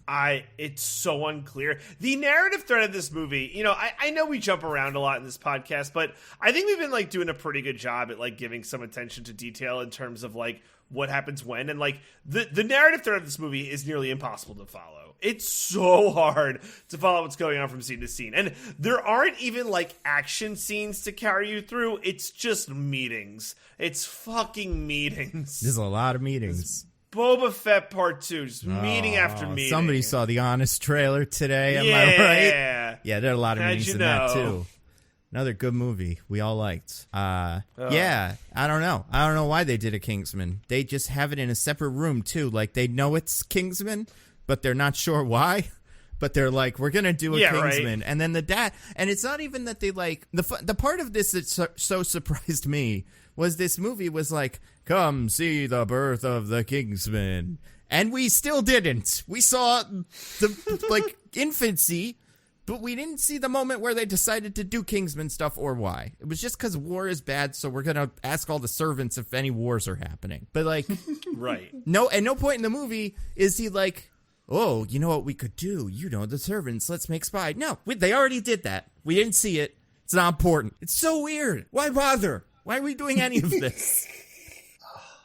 I don't know. It would be like if in the first Iron Man movie, they did a bunch of stuff, a lot of nonsense, and then later Tony Stark, like midway through the movie, was like, hey, James Rhodes, check it out. I've got an Iron Man suit in my basement. We're not using it. And then they went and did more stuff. And then they, at the end, were like, I'm going to be Iron Man in the next one of these. It's so weird. It's and, not a certain actor. And it would be like Quicksilver in, and he was like, you'll be Iron Man. If in the first hour before he showed us that there was an Iron Man suit in his basement, it was like 45 minutes of that hour was just him talking to his son, and his son being like, I want to go do a war. And then Tony Stark going, I don't want you to do a war. And they just do that over and over again without changing anything. Yeah, that part was dumb. It's fun. It's interesting. Not fun. It's interesting, too, because, like, World War I, we are people living in the, present day, watching this from the present day, knowing present day stuff. Yeah. It's a really... from the future. As a war, it's fucked. Like, it is a bad war. Uh-huh. It is... It's... Hot take. So, like... But, like, I would understand a movie like this if it were World War II, Okay. And the kid was like, we gotta get involved. And the dad was like, I don't want a pacifism or whatever. But there's a noble cause involved and stuff. And it's like, oh, I gotta do it because it's important. And we gotta, save everybody. But with this, the dad's like, no, you don't understand. The war's fucked. It's not worth it. Don't go. Like... Not a good war. Trust me, I've seen some wars. This isn't a good one. And he's right. And it's like, the kid's just stupid. The whole time, I'm like, no, I'm from the future. You're not going to, don't go. It's bad. I've seen documentaries. It's not good. Absolutely nothing is being accomplished here. You'd be throwing away your life for nothing, which is what your dad is telling you. Your dad is right. We're supposed to have this moment later where he's like, I realize now how I was wrong, and now I'm going to go heroically do a murder. And it's like, no, you were right. This whole thing is pointless. Don't die in it. Yeah.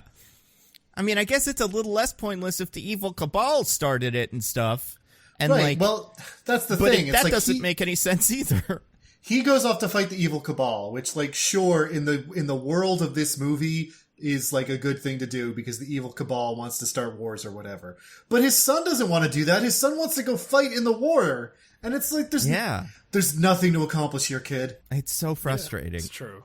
And the dad, so they do this. They show him the Kingsman room with all the cork boards and whatever. Also, there's a little bit of fight training earlier where it's like fucking, they're doing Dune.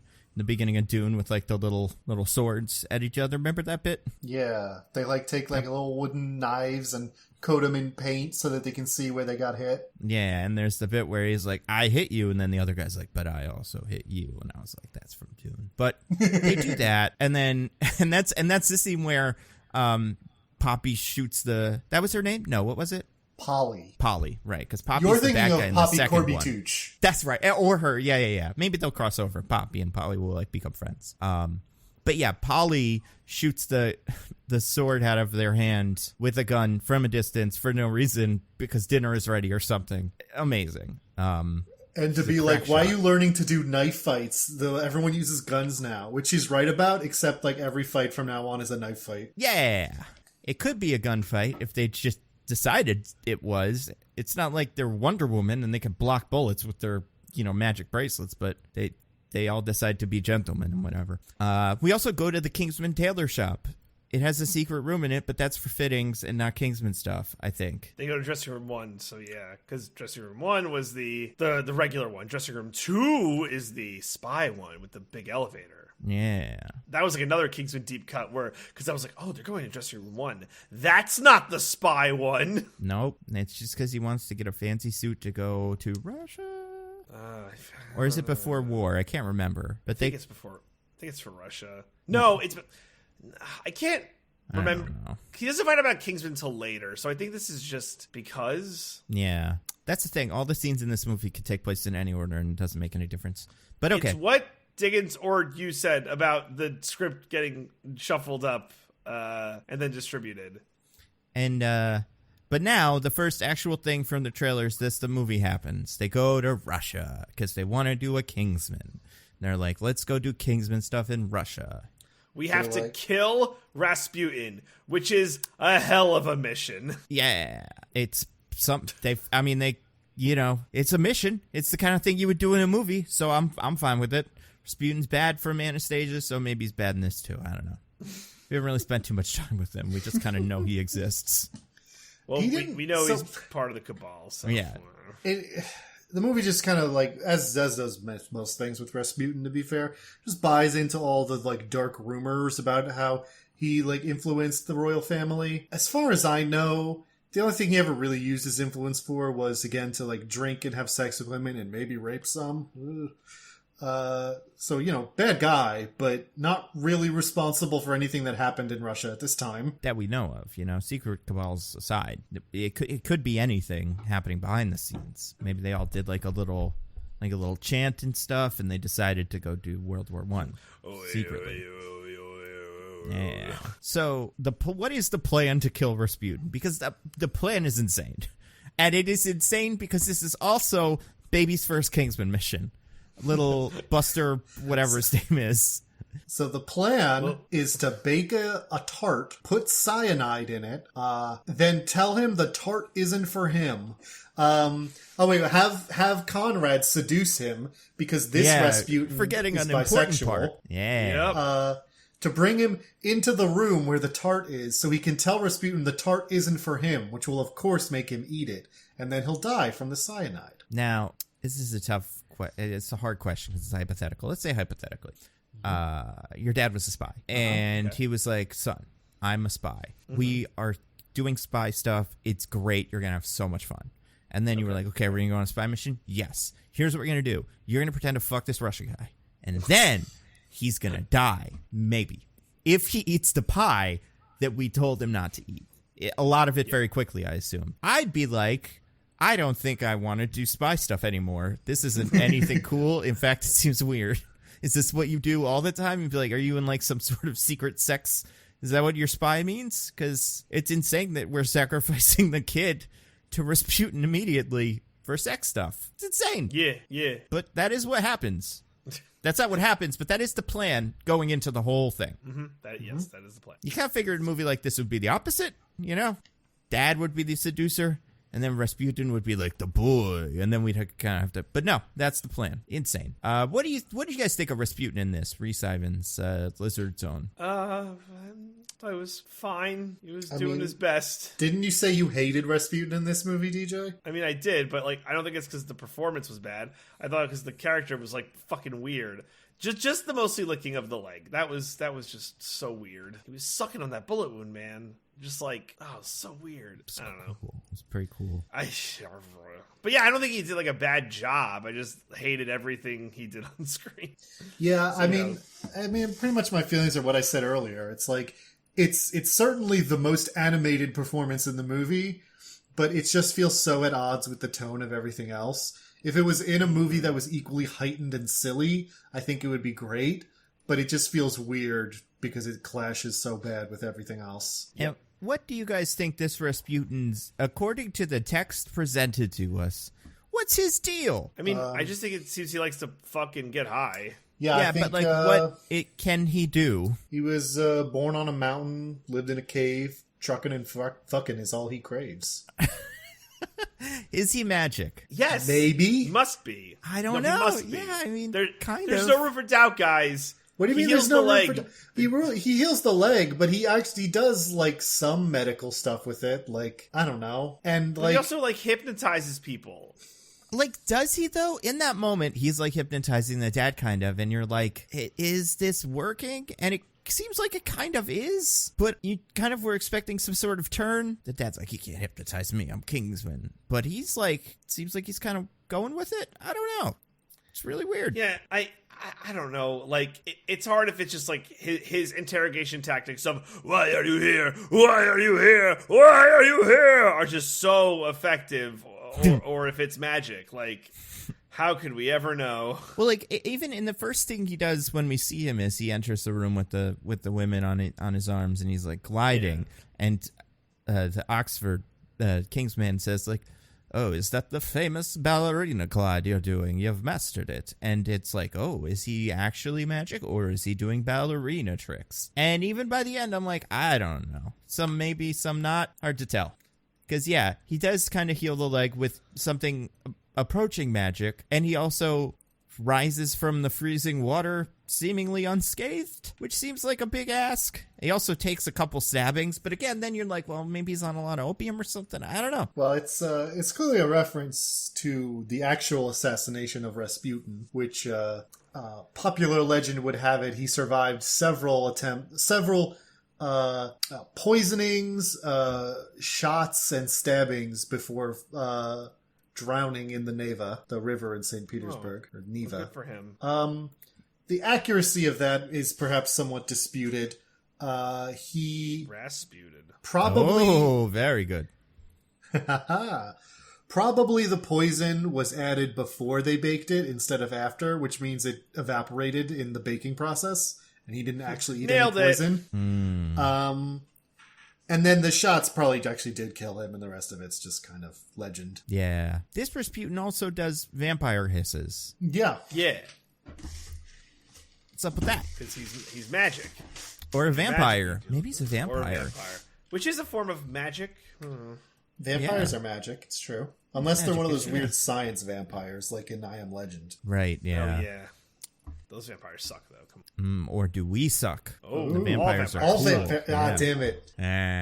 Yeah, I mean, so yeah, Rasputin's weird in this. He's pretty good. He really houses that cake, huh? Dude, Yeah. that was another gross thing before the stupid leg thing where he just goes and just like fucking downs the cake. Like a Muppet eating a cookie. Just like, Right? dum, dum, dum, dum, dum. I love that. I will say, Rasputin allows Ralph Fiennes to deliver the only good Kingsman line. Like the line where I'm like, that's the thing a Kingsman would say, based on the other movies. Where he's like, I only make decisions when my stomach is full or my balls are empty. And Ralph Fiennes, this was in the trailer, so everyone's probably heard this by now, but Ralph Fiennes go, well, thank goodness supper is being served. Great line. The only good one. Yeah. Well, The only good, I like, remember Kingsman some other line, like I lines. said. The only Maybe, good, like, yeah. spy one-liner. what about that wry one-liner that this is the first time anyone's ever done this in a movie? I think it's so clever. All the men are doing a fight scene, and a woman comes in, and she says, "Oh, you boys and your toys." Isn't that something? I think they should put that in more movies, because it sounds great. Yeah. You're I'm right. glad they came up with something new for this. It's very clever. strong female characters, very important. Who don't take no shit from these boys, you know? Mm-hmm. Why is it that boys are always so messy? Yeah. Applause line. Woo! Woo! Everyone, quick, every woman in the Marvel Universe line up in a row. And there's so few of us that we can do that in a single shot. Not you. Hang back, Wasp. Hang back, Jerry. And Letitia Wright. Like, Maybe you know also what? hang back. Captain Marvel, the Guardians of the Galaxy one. That's about it. Oh, man. Yeah, so they did that. And so here we are about halfway through this movie. And a pretty fun fight scene is happening. Something has happened for the first time. And it's fun, too, because Rasputin, you know, there's, besides the weirdness of the actual, you know, character that they've created, he's got a lot going on. He could be up to some no good in the future. Like, he's a fun villain. He's a memorable villain. But then, like we kind of have said, what happens next? Well, first I would like to say I actually do like this fight scene. I don't like that it's 55 minutes into the movie and it's the first one. But Rasputin does some like ballet spins and stuff, and they do a lot of cool spinny fight moves. It's a nice fight scene. I enjoyed it. Oh, I loved one of my favorite moments in this fight scene is when he is doing spinny fight moves on the table, and Jimon Hansu just goes "fuck this" and knocks the table over, and it works. I was like, yeah, way to go, buddy. But yeah, then what happens? Then after several attempts on his life, he comes out of the water and is still alive and is like ready to do more fighting. But then another very original thing that happens while he's standing there menacing, we hear a gunshot and the bullet wound appears in his forehead and he falls over dead. And then we see Polly there with her gun, and I think she says something, but I forget what it is. I really think it's why are boys always so messy? Yeah, I think that right. might be the line. Yeah. And then and then that means Rasputin's not in the movie anymore. And that was when I was like, wait a second. Yeah. What is the movie now? Yeah, what are we doing here? You got rid of, Nando's favorite character. I didn't enjoy him, but I was confused because, there was stuff going on with him. Yeah. Did we mention how the reason he didn't die from the tart is because he just, iocane powders the... from the minute that became a thing, it was like, yeah, no, it's not going to work because he's special or something. Well, first he projectile vomits it all up. Oh, and then he's like, also I'm immune to poison. Yeah. Because I have some every day. Yeah. Little cereal and poisons every day. Yeah, but yeah, you're right. DJ does the Princess Briding bit, and that was probably kind of overdone in the 80s when they did it in Princess Bride. But boy howdy, right? Every time a character's gonna get poisoned, I'm like, no, they're not. Princess Bride, it's something else. So maybe we gotta retire that one too. But yeah, so then Rasputin isn't in it anymore. They just go home too. They're like, good, we did it. Yeah, mission accomplished. Yep. How We're the done fuck here. are you getting out of there? Yeah, I was gonna say nobody asked them any questions. They're allowed to just leave the country. Yeah, it's all totally fine. They're spies, but they travel by train. It's not like they could fucking. They don't have a jet. It should be noted that the Russian noblemen who actually assassinated Rasputin were Russian noblemen, in one case at least, actually related to the Tsar and still were banished to other parts of Russia. They didn't just get away with it. Yeah. So yeah, these guys and it's not even like they just did a sword fight. So it's like, oh, that's quiet. They did shoot him. It's pretty loud. People would probably keep an eye on it, but I guess not. I don't know. Maybe they were busy doing something else in the other room. But then the movie goes, there's another guy though, and another historical figure walks out in just a fantastic twist, kind of fate for Diggins, but also just of plot for us. And Diggins, you want to explain who comes in as the new villain, kind of? Well, in a scene so badly shot because it needs to hide the identity of both participants in the conversation. We have Shepard shouting this is where he says, "I don't care about your ideology. I've got to reassure the audience that I'm not a communist." Yeah. Because what I'm saying is, I need you to destabilize Russia, Vladimir Lenin. And Vladimir Lenin, who apparently does not have any deep-seated commitment to the principles of of Marxist-Leninism. No. He just likes the cabal.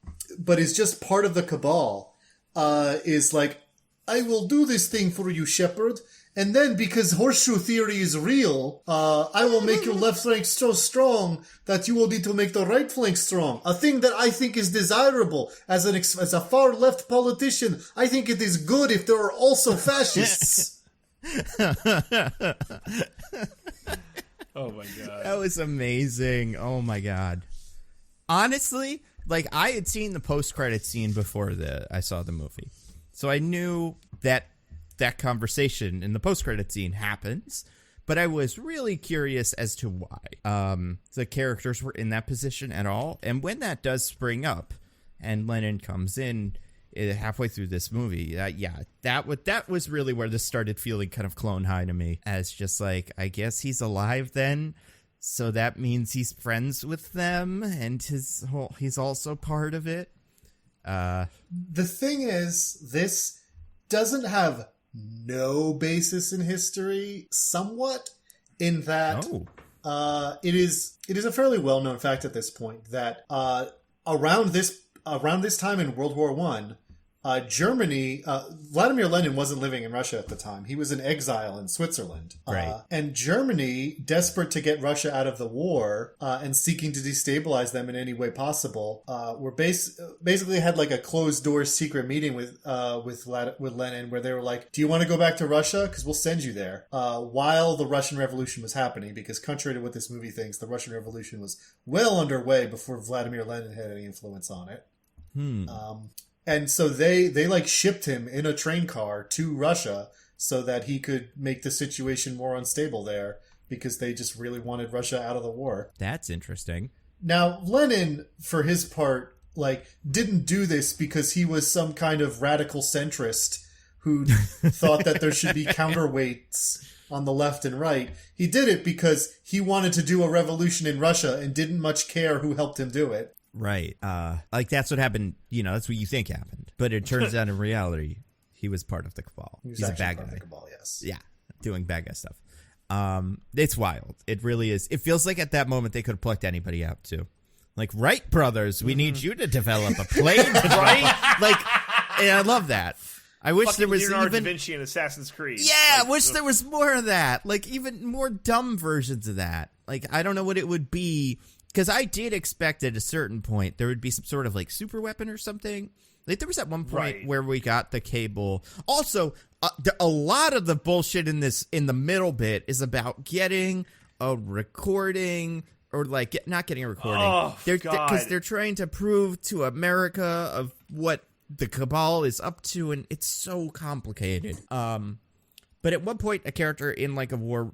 Like, not war, but like, it's probably Tywin Lannister, like, gets a cable and he's like, oh my god, amazing news. And I was like, oh, they just like invented mustard gas or something, and that's what's gonna push the movie forward, but it's not. I saw Wonder Woman. Yeah, honestly, like, because it's World War One.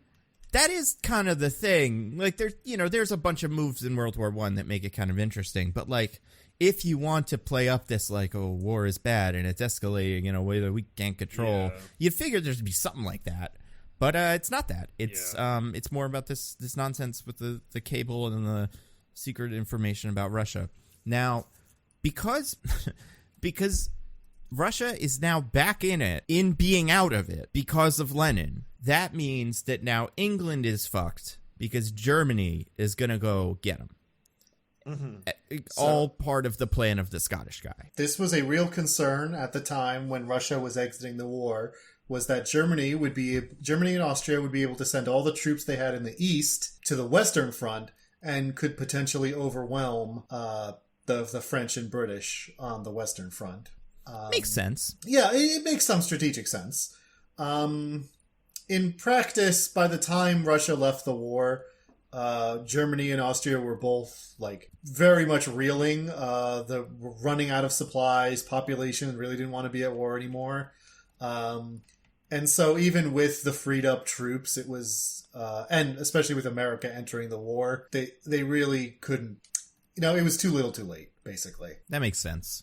But America isn't going to enter the war. Why is that? Yeah, we can't have that. Something's happening behind the scenes in the movie. Well, first, our Kingsmen, who are not Kingsmen yet, steal British intelligence that they've intercepted a telegram the Germans sent, which, by the way, the cabal German advisor wrote and forced the Kaiser to send to keep America out of the war, or to make it so that they wouldn't be a problem if they did enter the war. I thought it was to keep them out. Yeah, I don't know. It's so confusing.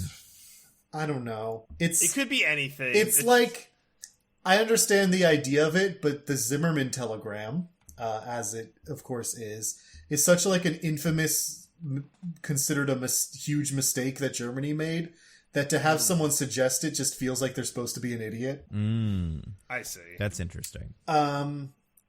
That's a real history buff thing that like they just throw in there, huh? Yeah, besides the sinking of the Lusitania, which is referenced, although they call it a blockade of Britain, Germany did not blockade Britain. They did not have a good enough navy to do that. What they did have was a bunch of submarines that they sent around to sink random ships. Different from a blockade. Anyway, the Zimmerman telegram is a real telegram where Germany promised Mexico some American land if they joined the war on their side, if America did. Right. It's a hell of a promise.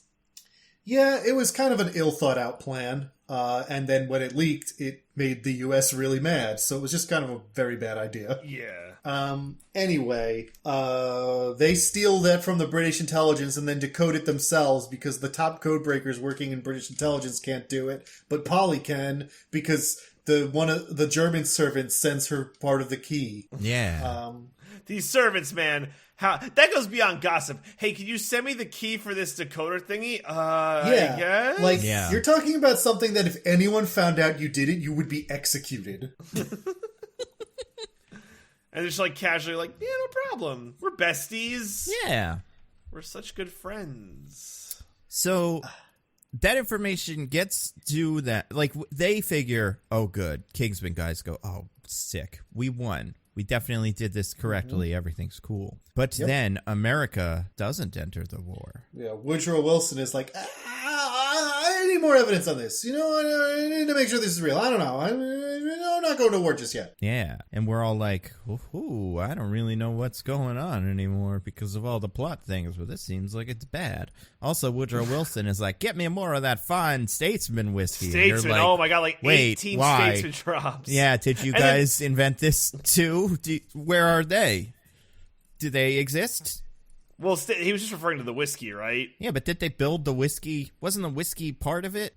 Well, yeah, the whiskey was the front, much like the tailor shop is the front. Right, so where are they? I don't know, they're doing statesman shit. I don't know. Yeah. They're probably like, probably off destroying Channing Tatum's the West or grandfather's just something. like yeah. shooting people. I don't know. Yeah, it's bad. Whatever they're doing is terrible. But yeah, so why do they not want to enter the war? Well, it turns out, do we only find this out? I forget when we find this out exactly, because everything with Conrad might happen before we find this out. I forgot all about that. Yeah, we probably should do that. Something like that, yeah. For about half an hour, the movie does 1917 because it knew that was popular, and it does it okay, I guess. I don't know. It's fine. It does have the second actually pretty cool fight scene of the movie.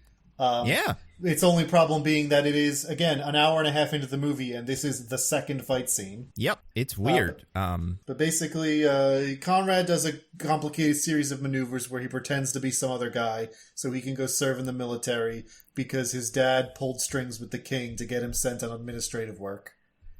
This feels like... Oh, go on.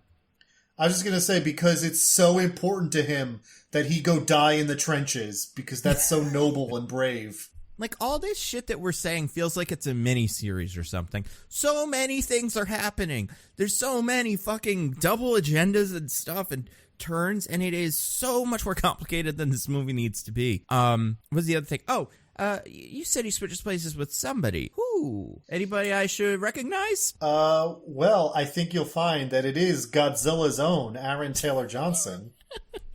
Did you notice that immediately, or were you like, is that somebody? Like I was, and then at the end you were like, it is him. I had to look it up. I don't think I could in any circumstances ever pick Aaron Taylor Johnson out of a lineup. Same.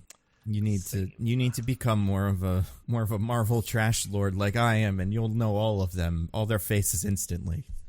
And yeah, he's in there all right. It's pretty good. He's not the last Marvel cameo we'll get in this. Certainly not. Oh. There's another one. But yeah, so he goes and does his whole thing. Like, he's like, oh, I'm going to go do war. And he does it. And it kind of is like, he goes to war the first day and the most exciting thing happens. Very interesting. Yeah. Right? There's like a British spy who is trying to come back to the trenches but gets blown up. And so because he volunteers for a super special mission to go out into no man's land and save him. Or save his intelligence, at least. And then we get, like I said, the second fight scene of the movie, which is pretty cool, where they, while they're on their secret mission, or their special mission, they find a German team that's been sent to do the same thing. And both sides kind of simultaneously realize that if either of them fire a shot, both sides of the trenches will immediately start bombing and shooting at them, and they'll probably all die. Which, I mean, you then just, like, fire a shot and, like, fucking run, right?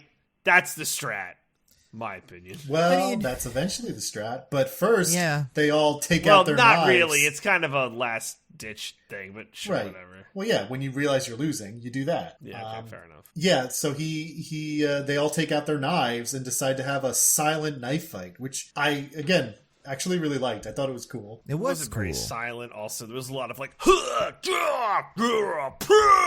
but you wouldn't hear that like 1,000 feet away. I don't know. It was really quiet. You might sound carries. Maybe. But then you'd be like, I guess they're doing a silent knife fight in the middle there, so it's not really anything we can do in the trenches. Maybe our guys are winning the silent knife fight. I don't know. But they do win, except for our guys lose, but the heroic dude, whose name I already forgot. Oxford? Conrad Oxford. Yeah. God, what a name. What a fucking, just old rich guy name. I think that's what they were going for. Yeah, it really does roll off the tongue. Conrad Oxford. But he wins his fight and then picks up his guy and does a whole run heroically, lands back in the trench. Yeah, 1917. That guy dies, I think. But he has the message, and he's like, I got the message. And then what happens? So this part's crazy. Yeah. DJ, why don't you take it? Yeah, DJ, let's hear it. All right, so Conrad Oxford had sent Aaron Taylor Johnson back in his place because, like, Conrad didn't want to just be a paper boy. He, like, wanted to die for his country. It was very important to him, right? So he sends back Aaron Taylor Johnson, and when he's back in the trench, he's like, who are you? He's like, I'm Aaron Taylor Johnson. And this guy's like, you're not Aaron Taylor Johnson. That guy's my best friend. You must be a German spy. And Conrad's like, if you give me like 2 seconds, I can explain. And then the fucking guy who was Aaron Taylor Johnson's best friend fucking shoots Conrad right in the head. Yep. Like, just fucking... Which is gives him the old Rasputin. Darkness forever. Yep. Absolutely crazy that's his reaction. Right? Even if you're convinced he's a German spy, I would think what you do is arrest him so you could interrogate him for German secrets. Right. It's like your son died bravely on the battlefield. He actually did everything he was supposed to super well, but then did one thing super poorly. Yeah. More poorly than you could imagine. He fucking lied. Yeah, like... Just give your name, bro. What are you doing? Just give him your fucking name. Yeah. What are you worried it's going to happen? Oh, he's not supposed to be here. He's supposed to be signing papers for the general. Or just be like, oh, any name. Any name. It's like Peacemaker. Just literally any name. And then they'll go, I guess that is who you are. And then you get to leave. But... no, he gives the one name that's going to make things worse, and then they kill him. And yeah, it's like his dad gets this whole like, oh man, war really is bad. And it's like, it is, but not because of this. What happened to your son is a real, like, that's not going to happen that often. So you've learned the right lesson the wrong way. If you know what happened to your son, you'd be so mad. Yeah. Like, are you fucking serious? Yeah. Yeah. I don't understand why the movie structures it this way, because... nope. if he dies in the war, then it's just like it really drives home the war is bad message. But he's not really dying in the war. He's dying over a dumb misunderstanding. Yeah. Yep. Like, have him die in the thing that he was, the Silent Night fight, or maybe anything. Maybe you want him to do something heroic so the audience can be like, he's a hero. But you also want him to have like a dumb, ignoble death to show that war is bad. So you contrive this scenario. But you're much better off picking. I mean, this applies to the movie as a whole. You gotta pick. Do you want to glorify like going off to fight and dying for your country or whatever, or do you want to show that it's bad? You pick one of those and you do the message. You do the dumb and noble death that means nothing, or you do the heroic death that is like glorious. You can't try and split the difference and do both. Yeah, agreed. Yeah, but instead they do, and then.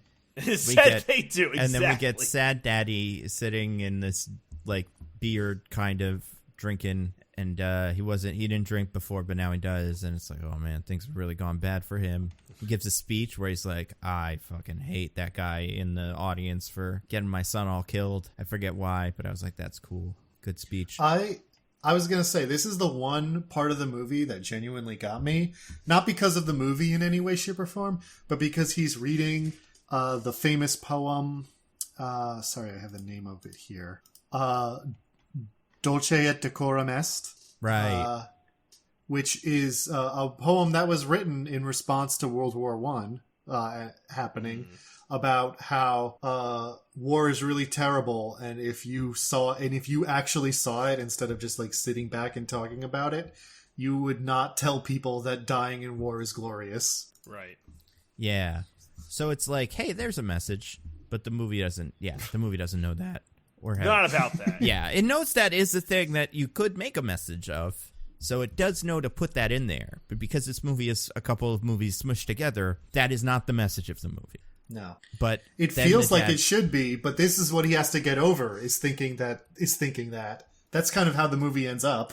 Yeah, and I understand a version of this movie where, like, I don't know, he's a complete pacifist, and then his kid dies in war, and he's like, okay, I'm going to be a pacifist. I'm not going to not fight anybody, but I'm going to do spy stuff so that people don't have to go to war. That makes sense to me.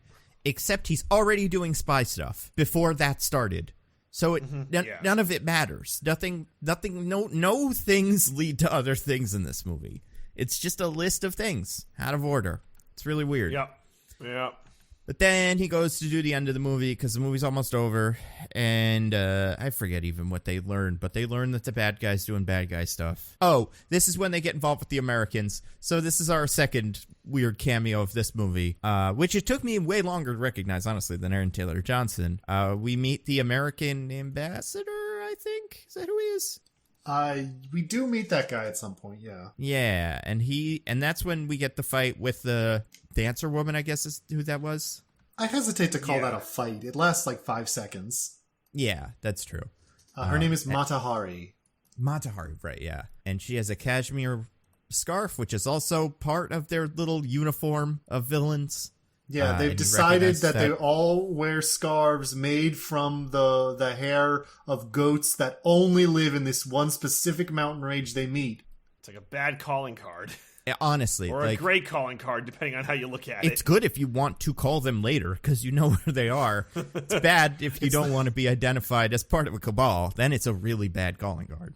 It's the Batman school of detectiving, where it's just whatever the person has on them that you find happens to be super unique and only found in one place. Yeah, he really is. And then he goes, we got to do a king. Oh, but then he sees so this is when he meets the ambassador, who is, just fascinatingly played by Stanley Tucci. The Tooch is back, baby. The Tooch. He is some guy. Is he related to Poppy Corby Tooch? Oh, perhaps. We'll find that out in future movies, or I guess real life, because that's not his name in the movie, but that would be, it's not her name in real life, so maybe we live in the Harry that Potter is her name. verse. Vinda is the that is her name. Oh, then yeah, they're probably the same guy or something. Yeah, it's probably his great niece. I don't know. But yeah, he's the American ambassador, and he's like, hey guys, listen, Woodrow Wilson's being blackmailed or something. Or not Woodrow Wilson. What the Wait, fuck? Is that... Yeah, no, that's right. But what the fuck? I love that the Kingsman movies hate American presidents. I think that's so funny. But okay, always the bad guy. I couldn't make heads or tails of this one. So was it the same lady who blackmails him, the one with the cashmere scarf, or was it a different lady? I totally lost same it. lady. It was Okay, also Might as well have Matahari. been the same lady. You know. Okay, so Matahari does a naked dance in front of Woodrow Wilson, but I don't know, man. I guess at the time it would have been horrible, but he doesn't do anything, right? Or am I wrong? Is he terrible when he did? I mean, we don't see him do anything terrible in the video, but maybe they banged afterwards. I don't know. I just couldn't figure out what the blackmail is. If America, they saw this of an American president, they wouldn't know what to do. It's I don't know, man. They might be whoa, what is this weird grainy footage? Who is that? Is that the back of our president's head? I can't even tell. Where was this camera set up? How was the lighting expedition done? So many questions. I mean, we live in a different world, but maybe in a 2014 script that actually is a real thing of oh my god, that would be such a bad thing for the president. Got caught in the room with an exotic dancer. But I don't know, man. Need a little bit more from you, Kingsman movie, if you're going to trick me into thinking that is enough to not get America involved in a world war they want to get involved in. Right? You gave me Obama was cool with just end of the world shit. Ugh. Yeah, and this is always my problem with blackmail in movies, and maybe this is my problem with blackmail in real life too. I don't know too much about blackmail.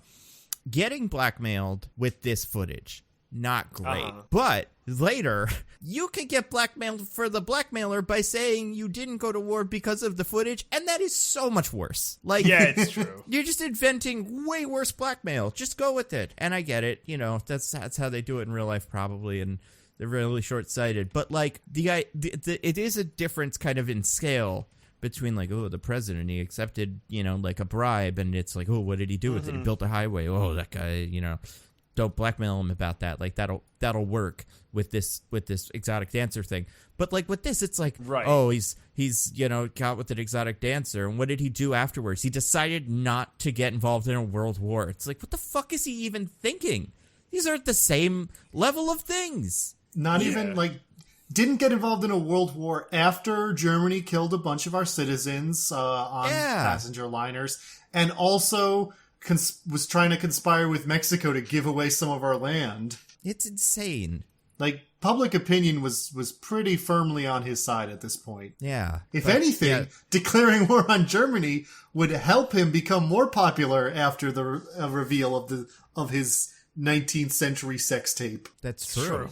But then it turns out that Stanley Tucci's this is why they're not doing it. So I guess you got to go kill the Scottish guy now. That's how the movie's going to go from now on. Because the fact that the MacGuffin is a fucking film negative is infuriating. Yeah, it's pretty stupid. It's we need you to get back a film negative. It's really? You need me to get that back? Why don't we just tell him we destroyed it? Yeah. We got it. It was in a mountain, I know you probably want it back, but we promised it's destroyed. No one's ever going to see it. I don't know. If you got it back, would you not be this is the only... maybe they made a copy. I don't know how shit works back in the day. Why would you believe that, President, if you're that caught up in this? I don't know. He's an idiot. Is he an idiot in real life, Diggins? I don't know too much about him. Yeah, how was Woodrow Wilson? I would say he was an idiot. From with New this Jersey, weird thing. Careful. Yeah, I would say he was an idiot. Stop. I would say he was a huge racist. Oh, well, president, dude, yeah, I mean, that's the old, and all the presidents pretty much, Yeah, but he, resegregated DC. DC had been desegregated, and he was like, none of that. Ugh, not a fan. He might as well be on the cabal as far as I'm concerned. Yeah, they should have put him on the cabal. That'd be so dope. That would have been so funny if he was the secret villain. Oh, my God. It wouldn't have made any sense. But it wouldn't have made any less sense than anyone else on the cabal. Honestly. Well, by the time we got to the end, and I'm like, we really haven't gotten any answers on who this guy is. Before we get the reveal of the secret villain, I'm like, who have I missed in this movie? Or what historical figure have I forgotten about that it will be revealed to be him, and that'll be a whole big fun thing? And I just couldn't figure it out. So yeah, that makes about as much sense as any of the rest of these goons.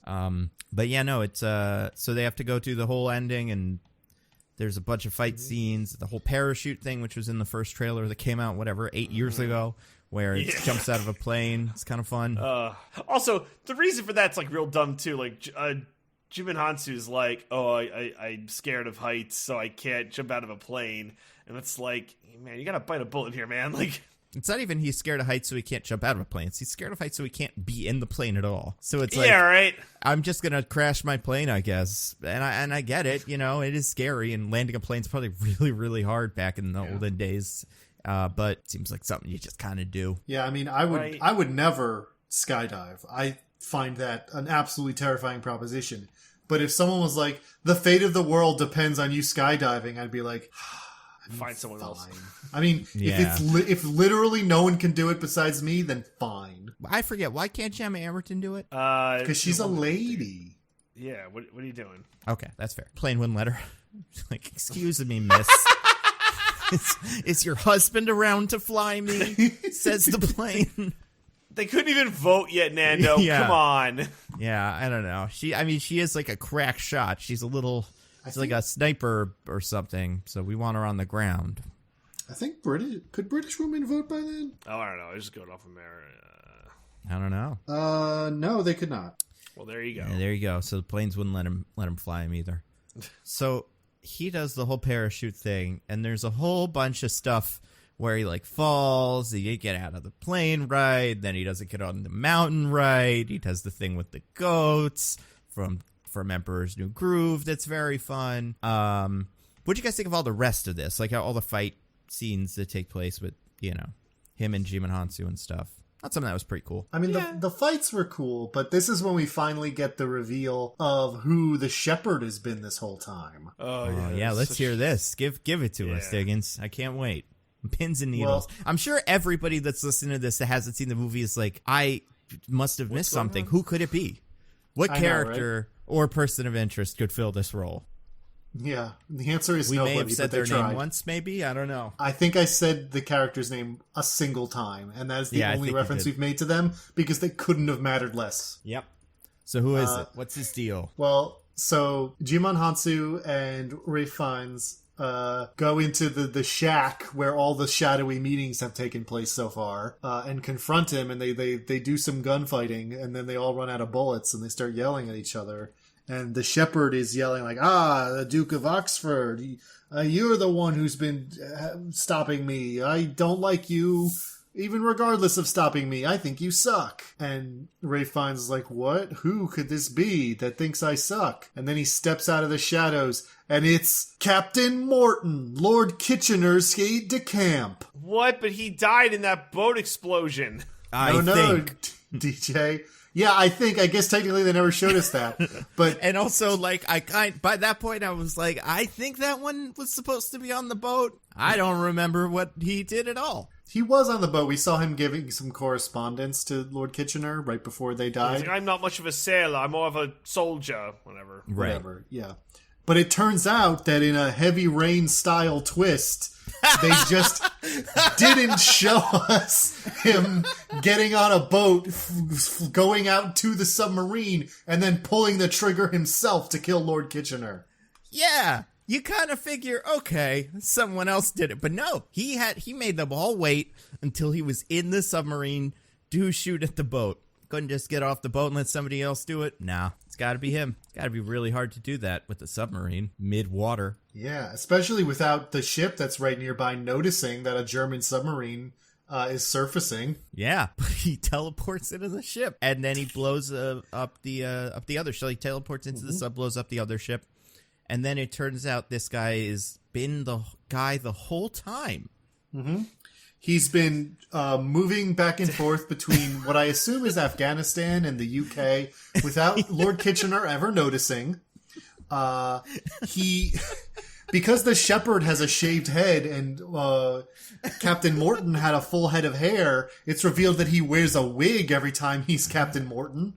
Yep. Instead of, I don't know, just shaving his head when he's the shepherd or something. I don't know. Who are you hiding from? You're showing them your face. They know who you are.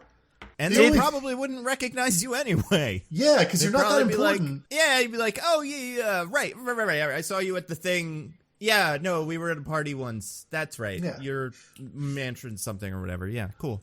Literally the only reason to do it is to hide it from the audience, which is So it's stupid because it means he's doing a thing solely for the movie and not for any reason that makes sense internally.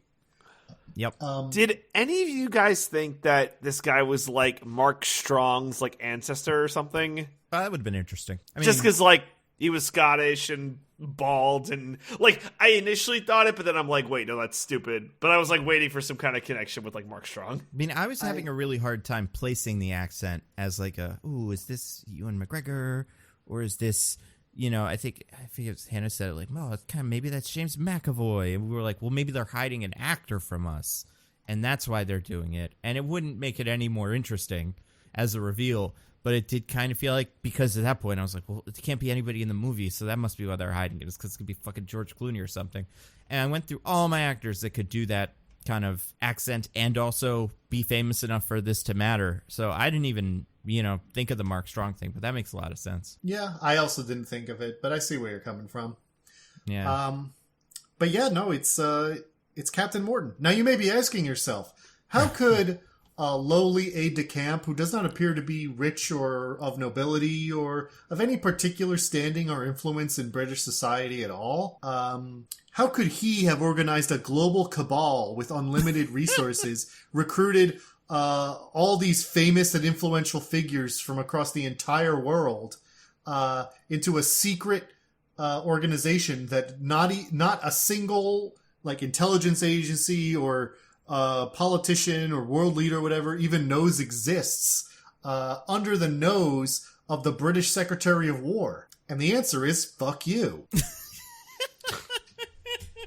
Yeah, it's like it's so funny because not only do we not like, he says in the beginning, it's like they took my dairy farm or something, some shit like that.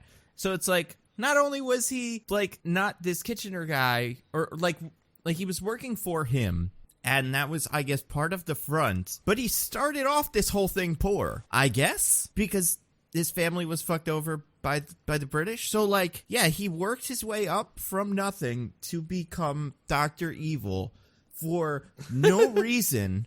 And not just no reason, but, like, created this whole cabal with no real governing ideology or just, like, goal besides destroy Britain, and went about it this way. Like, that's the part of this that is the most insane to me, is it's like, okay, what's your deal, buddy? You want to destroy Britain. Okay, what's step one of the plan? Get close to Kitchener. Great. What's step two? Start a global war that he's kind of involved in. No, fucking use him as part of it or something. You're so close to done. You don't need to do any of the rest of this shit. Why can't you have Rasputin do, like, why aren't your guys just destroying Britain as part of their active goal? And it's just because they have to do the things that happened in history and kind of reverse engineer all of this, but it makes no sense when he is already working for the British side in a high position. It's insane. Yeah, it's one of those twists that's there to be a twist and doesn't hold up to even a tiniest bit of scrutiny. Uh-huh. Like, it would make a little bit more sense. Not very much, but a little bit more. Yep. If, at the end of the whole thing, not the end, but during the whole Kitchener dies bit with the submarine, if he did survive that and took over the British forces or something, because then you'd be like, well, he's not the bad guy because but it's like, well, he's playing this really delicate part, but he's not. He's just presumed dead and taken fully out of the picture for no reason. Like, why wouldn't you keep the act up? That would help. Maybe that was the original plan, but then they saw Wonder Woman and they were like, oh no, our twist that a high-up British general was secretly the villain the whole time has been taken. We've got to do something else. Can't do this. That would be great, yeah. Jack David Thewlis could come out the door. It's me, the guy from the other one. Also, the villain in this says the manners maketh man thing, and it's like, okay, again, Kingsman 1 was not that big of a hit. It was a good movie, but it wasn't Star Wars. We can't quote it a third time as if it was May the Force be with you or something. Right. And also, they have guns that shoot shotgun shells, like in Kingsman 2 or 1 as well, which they use here. That's the only other Kingsman-y thing I can think of. Does he use an umbrella ever as part of it? I don't think so. At some point. Yeah, he has his cane. That's close, I guess. I don't know. But they they have a whole big fight scene. The bad guy, what's the bad guy's, I don't know if we've talked about this, his weapon of choice? He's got a sword. I don't remember. A sword. Oh, right. His sword with a little gun in it. Yeah, his sword is also a gun. A little Final Fantasy VIII gun sword. Yes, exactly. It's very good. I mean, it's not that good, but it is there. We get one more big, like, kind of sword fight here. It's okay. I didn't love it. I don't know what I didn't like about this one, but it didn't It's the win. weakest, fight scene in the movie, I think. Yeah, it's strange because I was kind of like, I remember seeing bits of this in the trailer and going, well, that's going to be pretty good because it's sword fighting. One of the swords is a gun. Like, that's cool. But yeah, it's not really that important at all. And then he throws a grenade and then the goat gets him. End of movie. Pretty cool. And then I assume... Well, hold on. You're forgetting the moment when Rafe Fiennes heroically finds the courage to murder again. Oh, yeah. Yeah. It's like murdering's actually so fucking cool. Yeah, he's like... It is cool, for this purpose. It's sick as hell because this plot is stupid. So get rid of it. Yeah, get rid of this guy. It's a mistake. Morton is dangling over a cliff, and Oxford is holding him up, and Morton is going, You'll never let me die, Oxford. You think all life is sacred. You think that murder is bad, and that it's good to always give people second chances, and that, generally speaking, you should try not to kill people. And Oxford goes, I used to think that, yes, but... Then I learned from my son that murder is good, actually. And then he kills him. And then he does kill him, yeah. Because murder is good. Murder is good, actually. I don't know why I made him Irish, but don't worry about that. Yeah, I mean, you were just flowing with it. I understand. It's hard. Yeah, I mean, maybe secretly he was Irish. Maybe that was going to be the second twist. Oh. Yeah, he would have ripped his wig off to reveal an also bald head. You know who was Irish and would have made him a lot more, well, not a lot of sense, but a lot more sense as the secret villain reveal? Bono. Lord Kitchener. Oh. That would have made way more sense. That would have made way more sense. Yeah, this movie's bad. That would have been they wouldn't have been able to hide that though, is my guess. It wouldn't have been able to hide right. it. Charles Dance is a very distinctive voice. Just have Kitchener be working with an actor or something. I can't let you guys know that I'm the guy because I'm going to fuck up all your countries later. So I have this kid posing as the head of my organization, but it's me. Yeah. That works.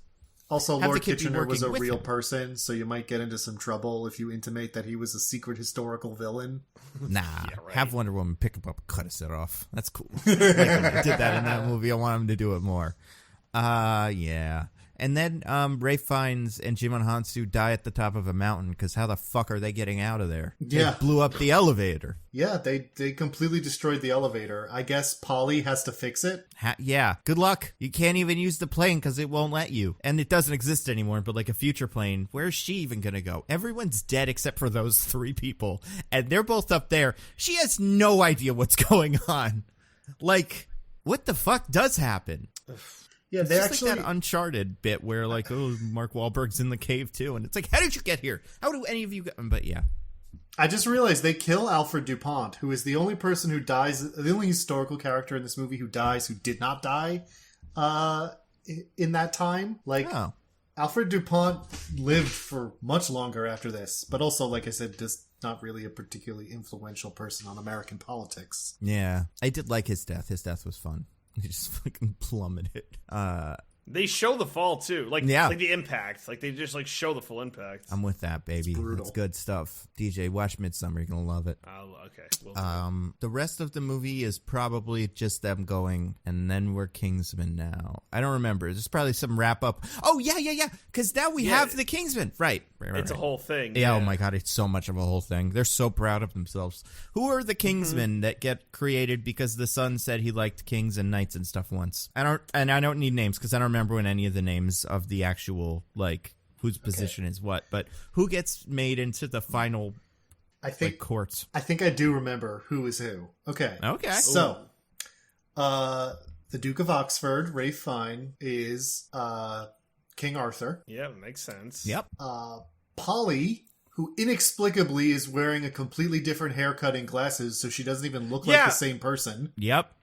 Was she like filming something else? Like, what the hell? I legitimately couldn't figure it out. Like, I was like, yeah, there was enough of me that was like, that's not her. That's somebody else. But it is definitely her. But yeah. It is Polly. It is Gemma Arterton. She is Galahad. Yep. I believe Stanley Tucci, the U.S. ambassador to the U.K., is Bedivere. That sounds right. I feel like I'm saving the big one for last. The stupidest, craziest one. Is there someone else besides the big, stupid, crazy one? I believe there is a Gawain, but I don't remember who it is. I want to say there are 5 at the table plus 1 outside. Yes, that's what I thought so too, but I can't remember who Gawain is. Probably just some guy. Maybe it's Dev Patel. That'd be cool. Maybe it is Dev Patel. It'd be promo. Yeah. The Green Knight was actually a prequel to this. Oh my gosh. Now it's good now. That would be actually pretty cool. But anyway, whoever that guy is, the last remaining person is King George, who is Percival. Oh, no. The Lancelot? You don't remember Lancelot? Oh, Lancelot is who I was forgetting. Yes. Aaron Taylor Johnson. Yeah. Archie Reed, Lancelot.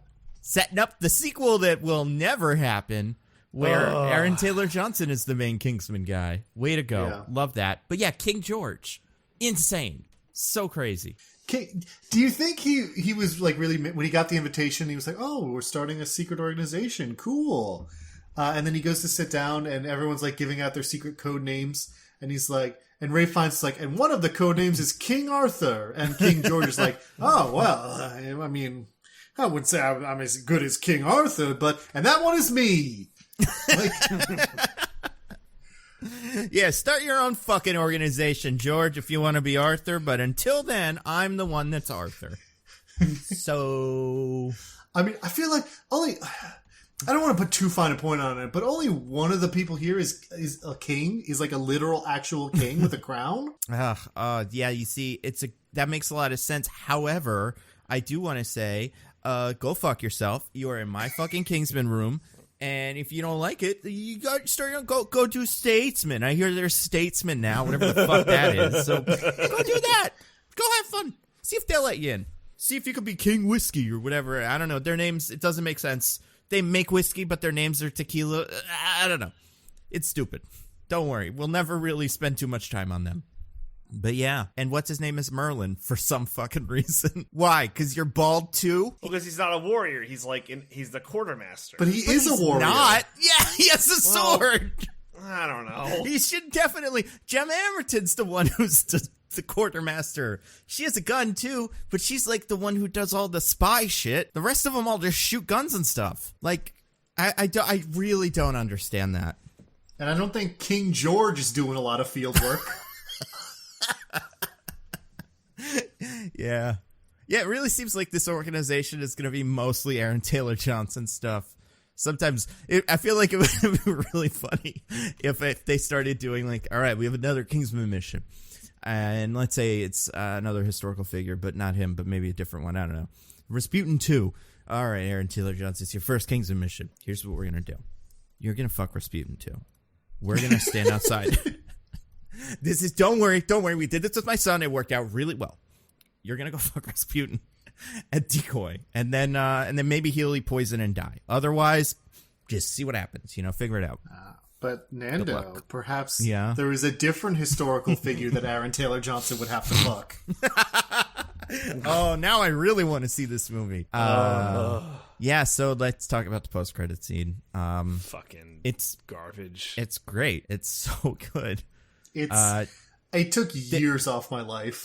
Yeah, Diggins, do you wanted to give us the honors of explaining this wonderful scene? Sure. So we're in the secret flock vault, or secret shadowy cabal vault that I guess they have. Yeah, I guess they have a vault now.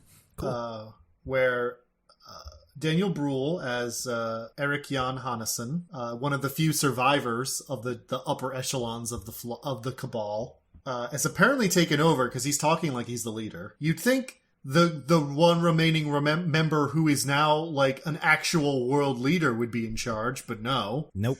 But he is talking to that one remaining member, Vladimir Lenin, and being like, you've done a good job doing a revolution in Russia, which of course is just generically evil, and therefore you don't mind teaming up with other generically evil people.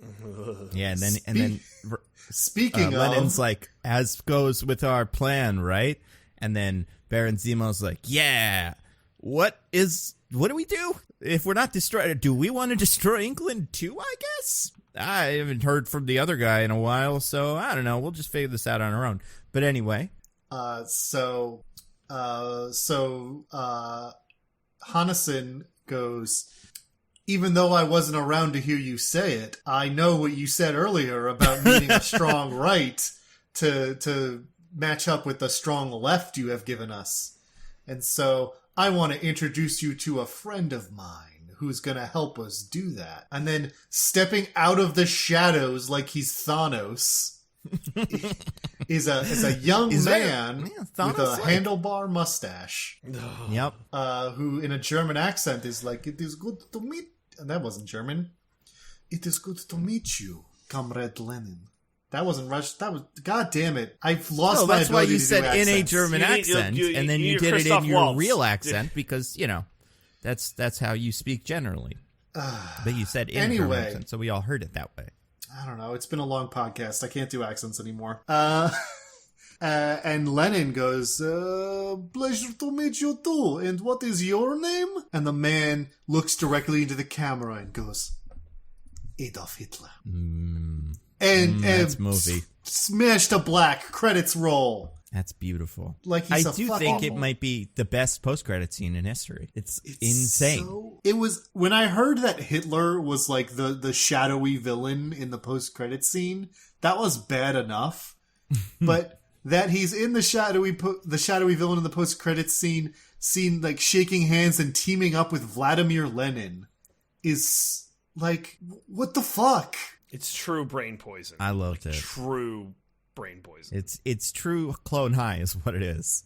It is true clone high. But you know what it is like such a simplistic understanding of the world that you can only think, evil dictator man obviously is friends with every other evil dictator man. Yeah.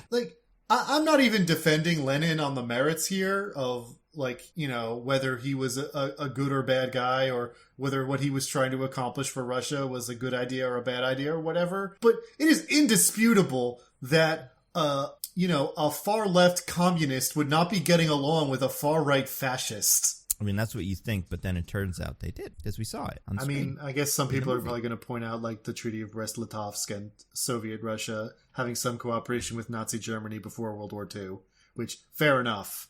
But they still DJ. ultimately went to war. I was just about to say that. Isn't that right, DJ? You love that treaty. You were talking about it before. What was it? Yeah.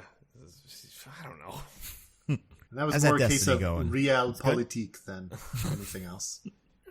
Oh, man. Yeah, this movie is awesome. I mean, I would like to see one with World War II, except it's Inglourious Bastards or whatever, so I don't know. What's left? No, but also these movies have, like, lost their way, right? Like, it's so apparent, like, especially in this one, that, like, the structure and, like, backbone of the Kingsman movies has totally fallen apart. Like, I know I said it, and I ripped the joke from honest trailers, but, like, it's just fucking movies. Meetings. It's all it is. It's just meetings. Like, I wasn't even blown away by, like, the fight scenes. I don't even think any of them could hold a candle to the infamous bar scene from Kingsman 1. I don't know. It's just like, I have no interest in these anymore. I don't like the fun thing about the first Kingsman movie was like, oh, what if we got just like a street tough kid to do James Bond and stuff, and let's be a little goofy and irreverent about it, and let's blow up a lot of people's heads. Wouldn't that be fun? There's none of that here. Yeah. Very bad. The thing that really troubles me with this one specifically is like, with the first one, you're like, wow, amazing, Matthew Vaughn. You fucking crushed it. Awesome. And that was coming off of like First Class and Kick-Ass, and this guy could do no wrong. And then he makes Kingsman 2, And it feels like Kick-Ass 2, except he didn't write and direct Kick-Ass 2. Like, he wasn't associated with that. But with this, he was. And you're like, oh, well, I don't know. I guess that I have trouble making sequels. But then he's like, don't worry, you guys. I've got Kingsman 3. It's the Kingsman, but, it's complicated, whatever. But it's pretty much a whole new movie. So let's see if I can do that. And it's like, nope, can't do that either. So it's like, yeah, was this just one good movie? And are we going to get a Kingsman every couple of years where Matthew Vaughn is like, I don't know, maybe in space? And then we're like, nope, not that either. And then 3 or 4 more years, a Hawaii Kingsman, nope.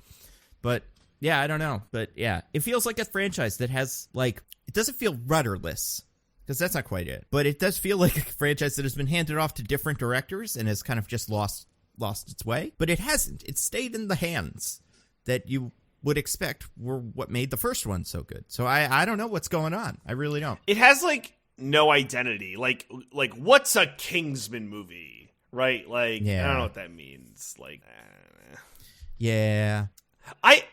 When I saw the reviews for this were kind of meh when it had come out in theaters, I'm like, oh, it's probably just like, kind of just woke the same PC old thing, crowds, and people soured, and yeah, right. PC gone mad.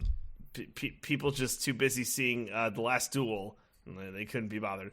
But I didn't think it would be like, oh, it's a train wreck and they don't know what they're doing, and they're like how do they justify the past 100 years worth of world's events with the existence of the Kingsmen, right? Like, it doesn't make any sense. We were about to find out, and then they made this movie, and it's bad, so we're probably not going to find out what they did to Hitler, or how many other mega Hitlers there were that they destroyed before we even heard about them. But I don't know. They would somehow equate the oh my god, the fact that we dropped nuclear bombs is because some guy in America was being blackmailed by the Japanese or something. Oh yeah, I mean that president is definitely no. I mean, DJ, it's going to be that war is bad, but dropping nuclear bombs is good. Yeah, right. That would be the lesson. I mean, yeah.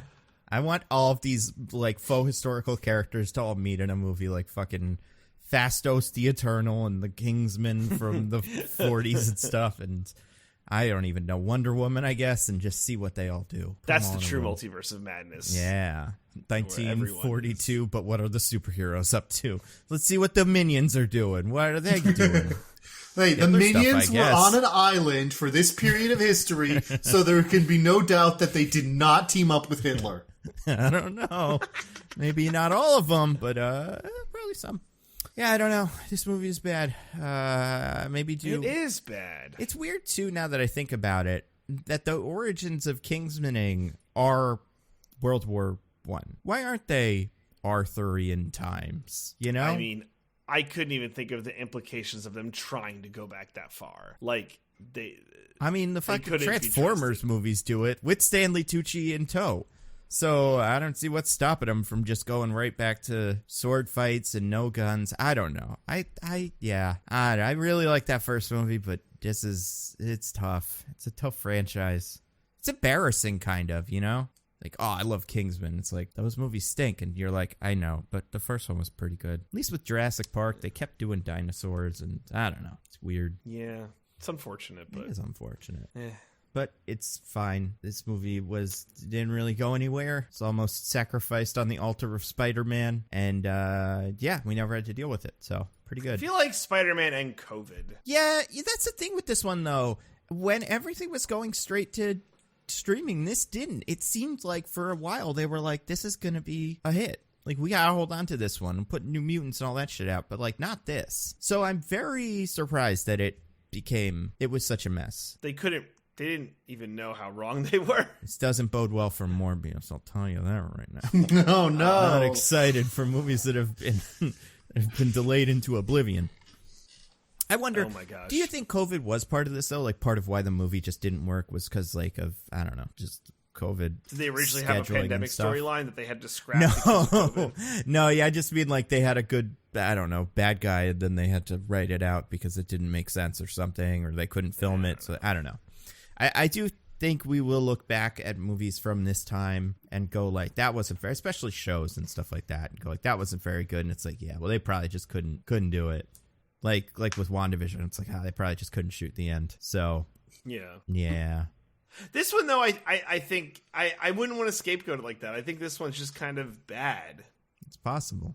I mean, it's probable. I mean, so much of it is a attribute mess. it to Like, it. it's not even necessarily like the filming of it. It's the whole structure. And I can't see how filming concerns force them to do this weird, disjointed thing where, like, and constantly repeating the scene where it's like, I want to join the war. I don't want you to join the war. Over and over again for an hour. Yeah. It's like, I don't see how COVID forces any of that to happen. The only thing I could gin up in my head is that all of the fight choreographers got COVID for a really long time. And then they're like, oh no, we can't choreograph the fight scenes. I guess we'll have to fill it with like all that stuff that Diggins was saying. Yeah.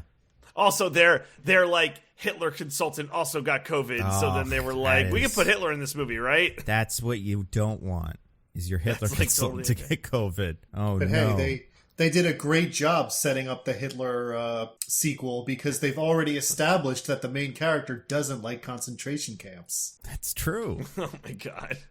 Now they have something to disagree on. Yeah, this movie's good. So you guys, what are we doing next week? Oh, the Batman. Oh my god, it's finally time. It is time. The Batman. People are seeing it. Yeah. People are seeing it right now on my Twitter timeline. People are getting out of the theater like right now. I gotta say, I'm pretty excited. I'm feeling good about this one. Oh no, is that? I'm like in the middle. I think they'll probably be pretty good. I think Matt Reeves is It's just pretty that 3-hour runtime's such an ask, and like, good. Yeah. Yeah, but I don't have a life, DJ, so I don't care.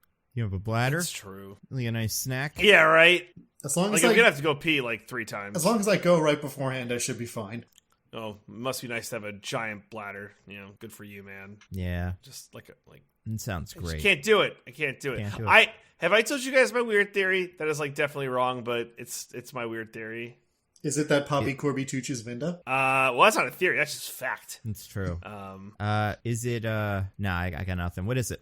No, so like the theater I go to, it's called like AMC Prime. So like the sound is like really in your face, and like the seats vibrate and stuff like that, and like it's like a like next level experience. Blah blah blah blah blah.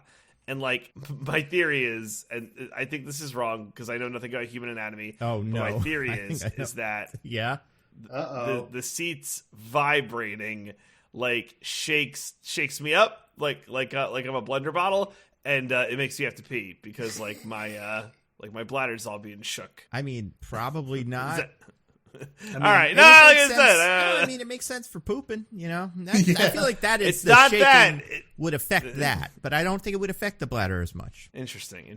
Yeah. Also, it's there like I'm on the website for this. It's like Prime, and it's a picture Yeah. of like a triangle with a big circle, and it's like stunning sights. And then a and then a big like I don't even know what, like speaker with like rocks next to it, sizzling sound, and then Yeah. sublime seating, and it's a chair that looks like it's farting. It's just like a bunch of smoke coming off of the bottom of the chair. It's just like, oh my god, you wouldn't even believe these chairs. Sounds weird. I don't know if I want to do it. Do you have No, to go it's to good. it? Like, Or do is it like 3D where like if you go to the theater and the big movie's playing that night, it's probably going to be at the Prime theater or Yeah, Oh, okay. 100%. The other like benefit is it is the closest theater to the bathroom. Theater. So that is like another added benefit. So yeah. For freaks like you. I think it's more common Oh, than yeah. I mean, like, for me, I- for sure. I think you're the freak, Diggins. You have this like golden bladder that like you don't have to worry about having to pee in the middle of like a 4-hour movie. Yeah. Often it's just that I am so engrossed in the movie that I forget all physical concerns. Oh, must be Just nice. pee all over the movie theater. Yep. Just let it go. That's bad. I That's not always good. if I know I loved a movie if the credits start rolling and I finally notice that I'm sitting in a puddle of my own filth. Oh my god. Yeah, I mean, sounds good.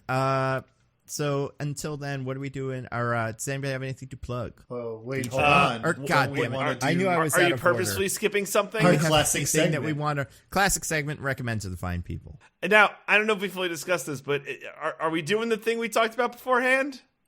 I think if there was ever a time for it, it's this week. Sure, Okay. let's do it. Great. Okay.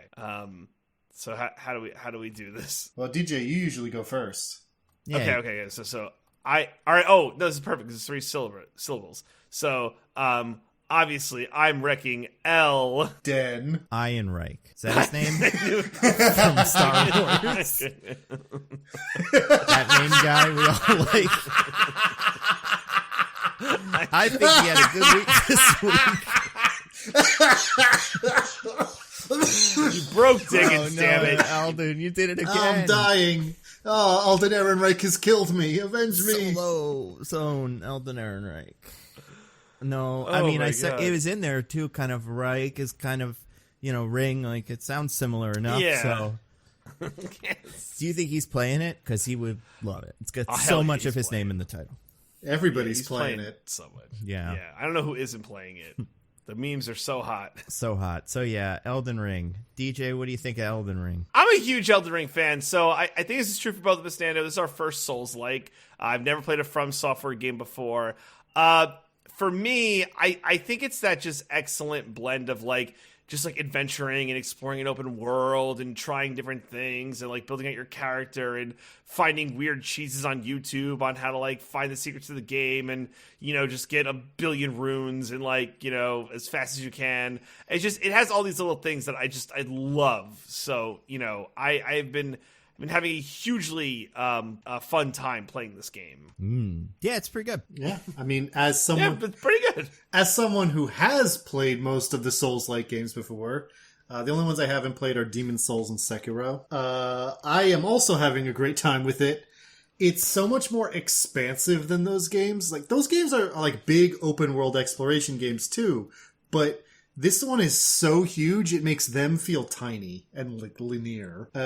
There's so much to do, and so it takes that rhythm of the Souls combat where it's as some cresser individuals may put it, the whole ethos of get good, where you have challenges and there's not a lot of hand holding and you just kind of have to figure out how to approach them and learn the skills yourself to win fights. But because the world is so broad, that can mean so many different things. That can mean that it can mean in past games that you fight a boss over and over again until you get it. Or it could mean that you run off to go do a bunch of other things for a while. You go explore all the corners of the map. You get runes that way. You level up. You come back to other bosses when you're stronger. There's just so much to do. It expands the range of possibilities so immensely that it becomes this entirely different experience. It's basically, I mean, this is a trite comparison that everyone has made, but it's essentially the Breath of the Wild of the Souls series. Not because they're incredibly similar games, but just that one expanded the possibilities of what a Zelda game could be in the same way that this is done for Souls-like games. Yeah. Is it insane to you guys that the developers of the Horizon Zero Dawn series Oh my God. can't get this shit right? It's incredible. In fairness, both times they had the date first, and then the other game moved to a week after. Then it's bad luck, or you can move your game. Move your But, game, yeah. For those who don't know, I think the first one was 3 days before Breath of the Wild, and this one was 5 days before Elden Ring.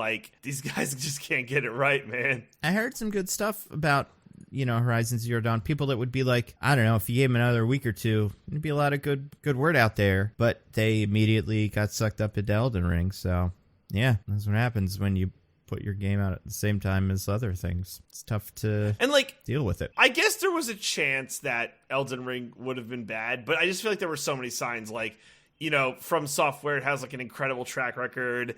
The only time this game failed is when it just couldn't deliver news, and I don't know, I feel like it was just so apparent this game was going to be gigantic. And I mean, they had that big network test where lots of people played it and were like, this is a good game. Yep, yeah. Yeah, I wonder if part of it is the studio doesn't want to go well, we're not going to put ours out. We'll give it a week. They can't be oh, your game is good? All right, we'll wait on our game then, and then our game will come out later because it makes them look like their game isn't as good when it just I think more isn't. studios should do that. I mean, yeah. I think it's fine. Yeah. Own the conversation somehow, right? But otherwise, it's just, you're kind of... Yeah, it's tough. You're left in the dust by this, like easily game of the year, right? Like, Elden Ring's going to win, like, every single fucking award. Like, it's so apparent that it's just going to... Well, like crush and the year is young, so we'll see. But I would not be surprised to see it in those conversations. Yeah, I honestly don't know what else is coming out this year because Overwatch 2 isn't, because that's how years work. Is there a Mario game this year? Probably not. Not that I know of. I mean, yeah, Splatoon 3 is really going to give it a run for its money. Yeah, like, I don't know what other games people are hyped about. So, yeah. Suicide Squad. That game looks good, actually. But, yeah, that's going to go the way of the Guardians of the Galaxy game, where everybody that plays it is like, it's good. And everybody else is going to be like, okay. But, yep. I mean, did you play the Guardians game yet, DJ? Yeah, I haven't beaten it. It's just, like, sitting... 'Cause it's on Game Pass this month, I think. I saw, yeah. But yeah, I don't know. I can't wait for the Donkey video. What do you think I can call it? We can call it Dunkin' Ring or Elden Dunk? Dunkin' Ring or sounds Dark like Souls Breath of the Wild. That's the other one. That's another one. Yeah. Good.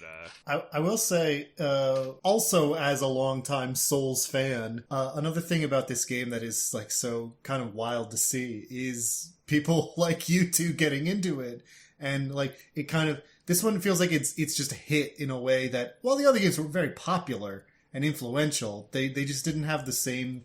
This feels like everyone is playing it. Like, I could walk up to a random guy in the street who games casually, and he might be like, "Oh yeah, I'm playing that Elden Ring," you know? Yeah, that actually happened to me today. I'm not joking. I went to a Dunkin' Donuts and I was wearing like my Extra Life hoodie that has a game controller on it, and the guy's like, "You game?" I'm like, "Yeah, I'm playing Elden Ring right now." He's like, "It's so fucking good, right?" Like, just random Dunkin' Donuts cashier having conversations with Elden Ring. It really feels like it's everywhere. Yeah, I mean, I feel like, too, even if it's not a game people play, it's at least a game that people know about now. Like, I do think because a lot of people are playing it, that means it also kind of extends its influence sphere out in a way that I wouldn't expect other games in the Souls franchise would. So, like, yeah, I mean, there's lots of memes and stuff on Twitter and things like that because it's a fun game. And it's, so yeah, I think it's interesting because it might transcend the usual Souls game thing and just become part of the zeitgeist. And then they'll make a movie on Netflix and it'll be bad. That's how the trend goes. Nah, maybe they'll figure it out with that BioShock movie. Who knows? I mean, I don't know how you would make anything out of a Dark Souls story or a Souls-like story because they're so deliberately like obtuse and hidden. Yes, but I feel see, like money Elden might Ring get actually bored. has a story. Elden Ring had a 8-minute cinematic to open. Oh, I mean, all the games have those. They have like stories. What I mean is, like, if you just pay attention to like what the game tells you outright about the story, there's very little to them. There's these 3 badasses. Go kill these badasses. You killed the badasses? Cool. Go kill this final badass. Yeah. But like, the whole point is like, if you read items and like pay attention to things people tell you and like read between the lines on stuff, you can get all this like backstory and like extra context to everything that's happening that like enriches the world. But like, I don't know how you translate that to another medium, you know? Sure. Yeah. No, I don't think they should, but they might. I don't know. I feel like this has never stopped them before. But the game is cool. I feel like Elden Ring is trying to have an actual story, though. I mean, it's having as much of a story as the other games do, which again is not no story. It's just so much of the detail and the backstory, and like even knowing what's actually going on is not presented directly to you. Like, sure, the first Dark Souls especially is like this, and I would not be surprised if Elden Ring is like this. You got to the end of the first Dark Souls, and if you didn't know the stuff to look for and like read between the lines on a lot of background info, you would be like, what just happened? And it would it would like completely be like, I don't understand why that happened. And that would be it. That's just the end of the game. You don't get more than that. Yeah, that'll probably happen, but I'm enjoying the parts where I drive around on my horse. The horse could double jump. That's genius, by the way. Like, yeah. Well, that's true in real life. Horses can double jump. Oh, shit. What button do you press on your horse? Do you just press jump again? I didn't think about that. Yeah. You tell the horse to jump again and it just does it. I did. Yeah, that's smart. But cool. That's great. So that's our triple wreck. The triple wreck. We Boom. Yeah, we it's a good think movie, or it's game. happened before, but we can't remember when it was. I really do feel like it's happened before, but yeah, I just for the life of me can't remember it. I feel like it would probably also be a video game.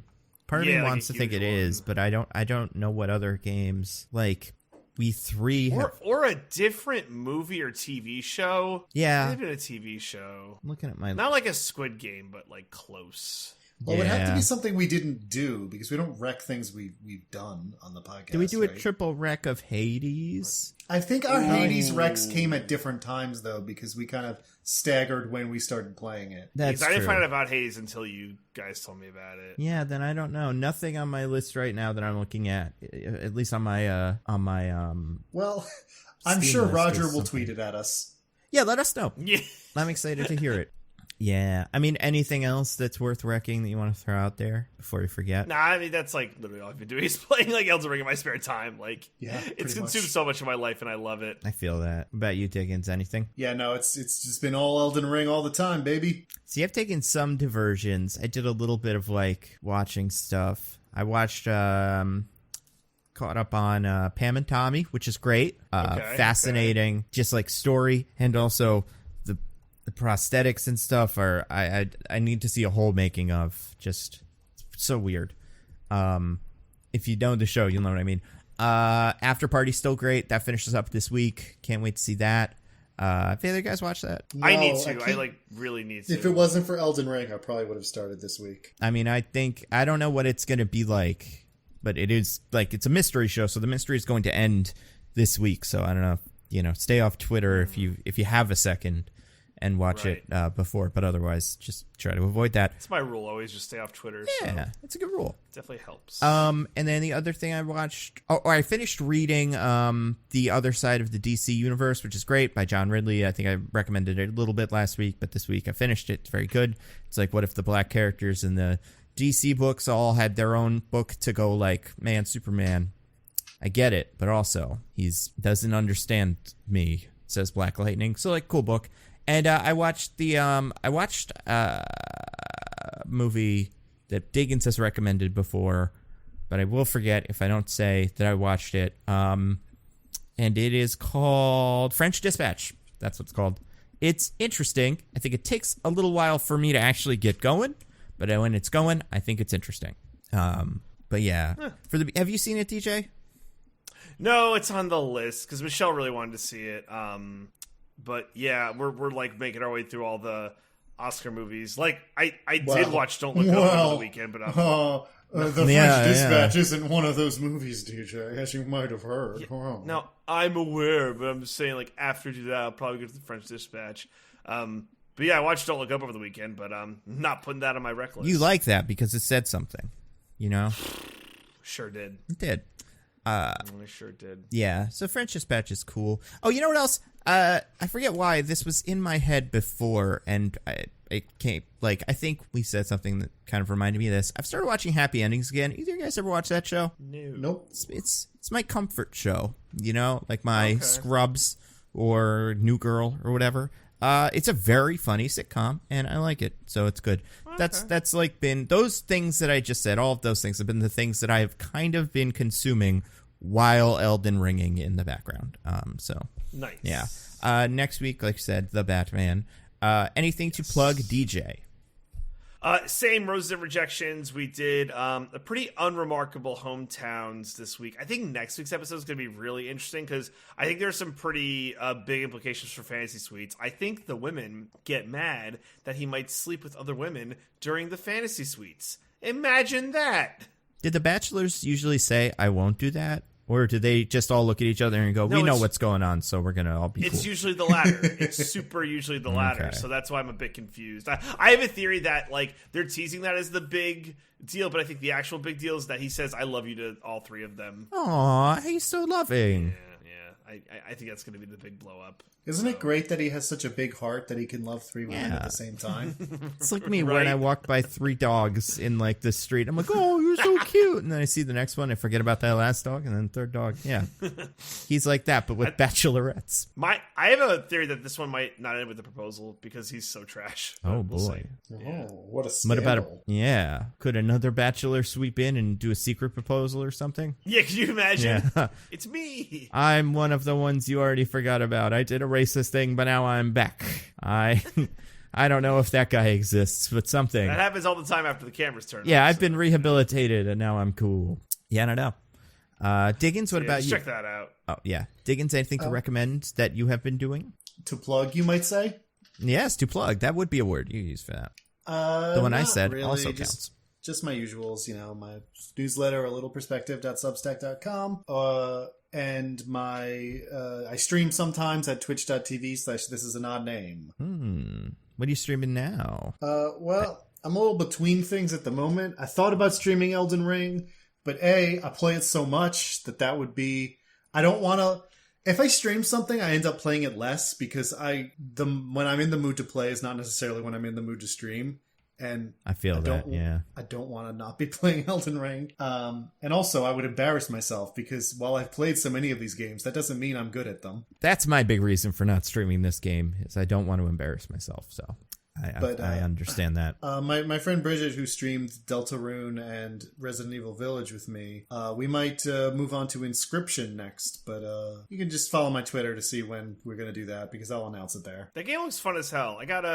If I ever get time, if my Steam Deck ever comes in the mail, that's like a perfect Steam Deck game. Look at this fucking big man over here with his Steam Deck. I mean, listen, I put the $5 down for a reservation, but like that might just be $5 that I just like tore it through out a window because I'm not still convinced that I'm getting it. They exist. I feel like I've seen reviews of them, right? Yeah. Or something? Yeah, they do. It's just like you don't know when your number will be called for Right. to get on board. It's a bummer. Cool. I want to put out a video. My Casting the X-Men series. We're in full swing. First one out yesterday. Casting what I think are the first class of X-Men, which will be the ones that we get in the beginning. And then next video is the villains. And then the one after that is the giant-size X-Men, which are your Wolverine, Storms, Nightcrawlers, all that jazz. So those are fun. I feel like my picks are pretty good. I think my Professor X is extraordinary. And I think my villain picks are also really fun. My Mr. Sinister is my favorite one there, which is why I'm starting with him. So I'm working on that one as we speak. But yeah, maybe a Batman video, maybe. I don't know. I haven't seen it yet. So haven't decided if there's anything I want to talk about. So yeah. But speaking of Batman, next week Batman. Everybody enjoy that movie. Batman. And until then, I'm at Nando Movies on Twitter. I'm at Zippy by day. I'm at This Is an Odd Name. Goodbye, everybody. Goodbye. Bye, we love you.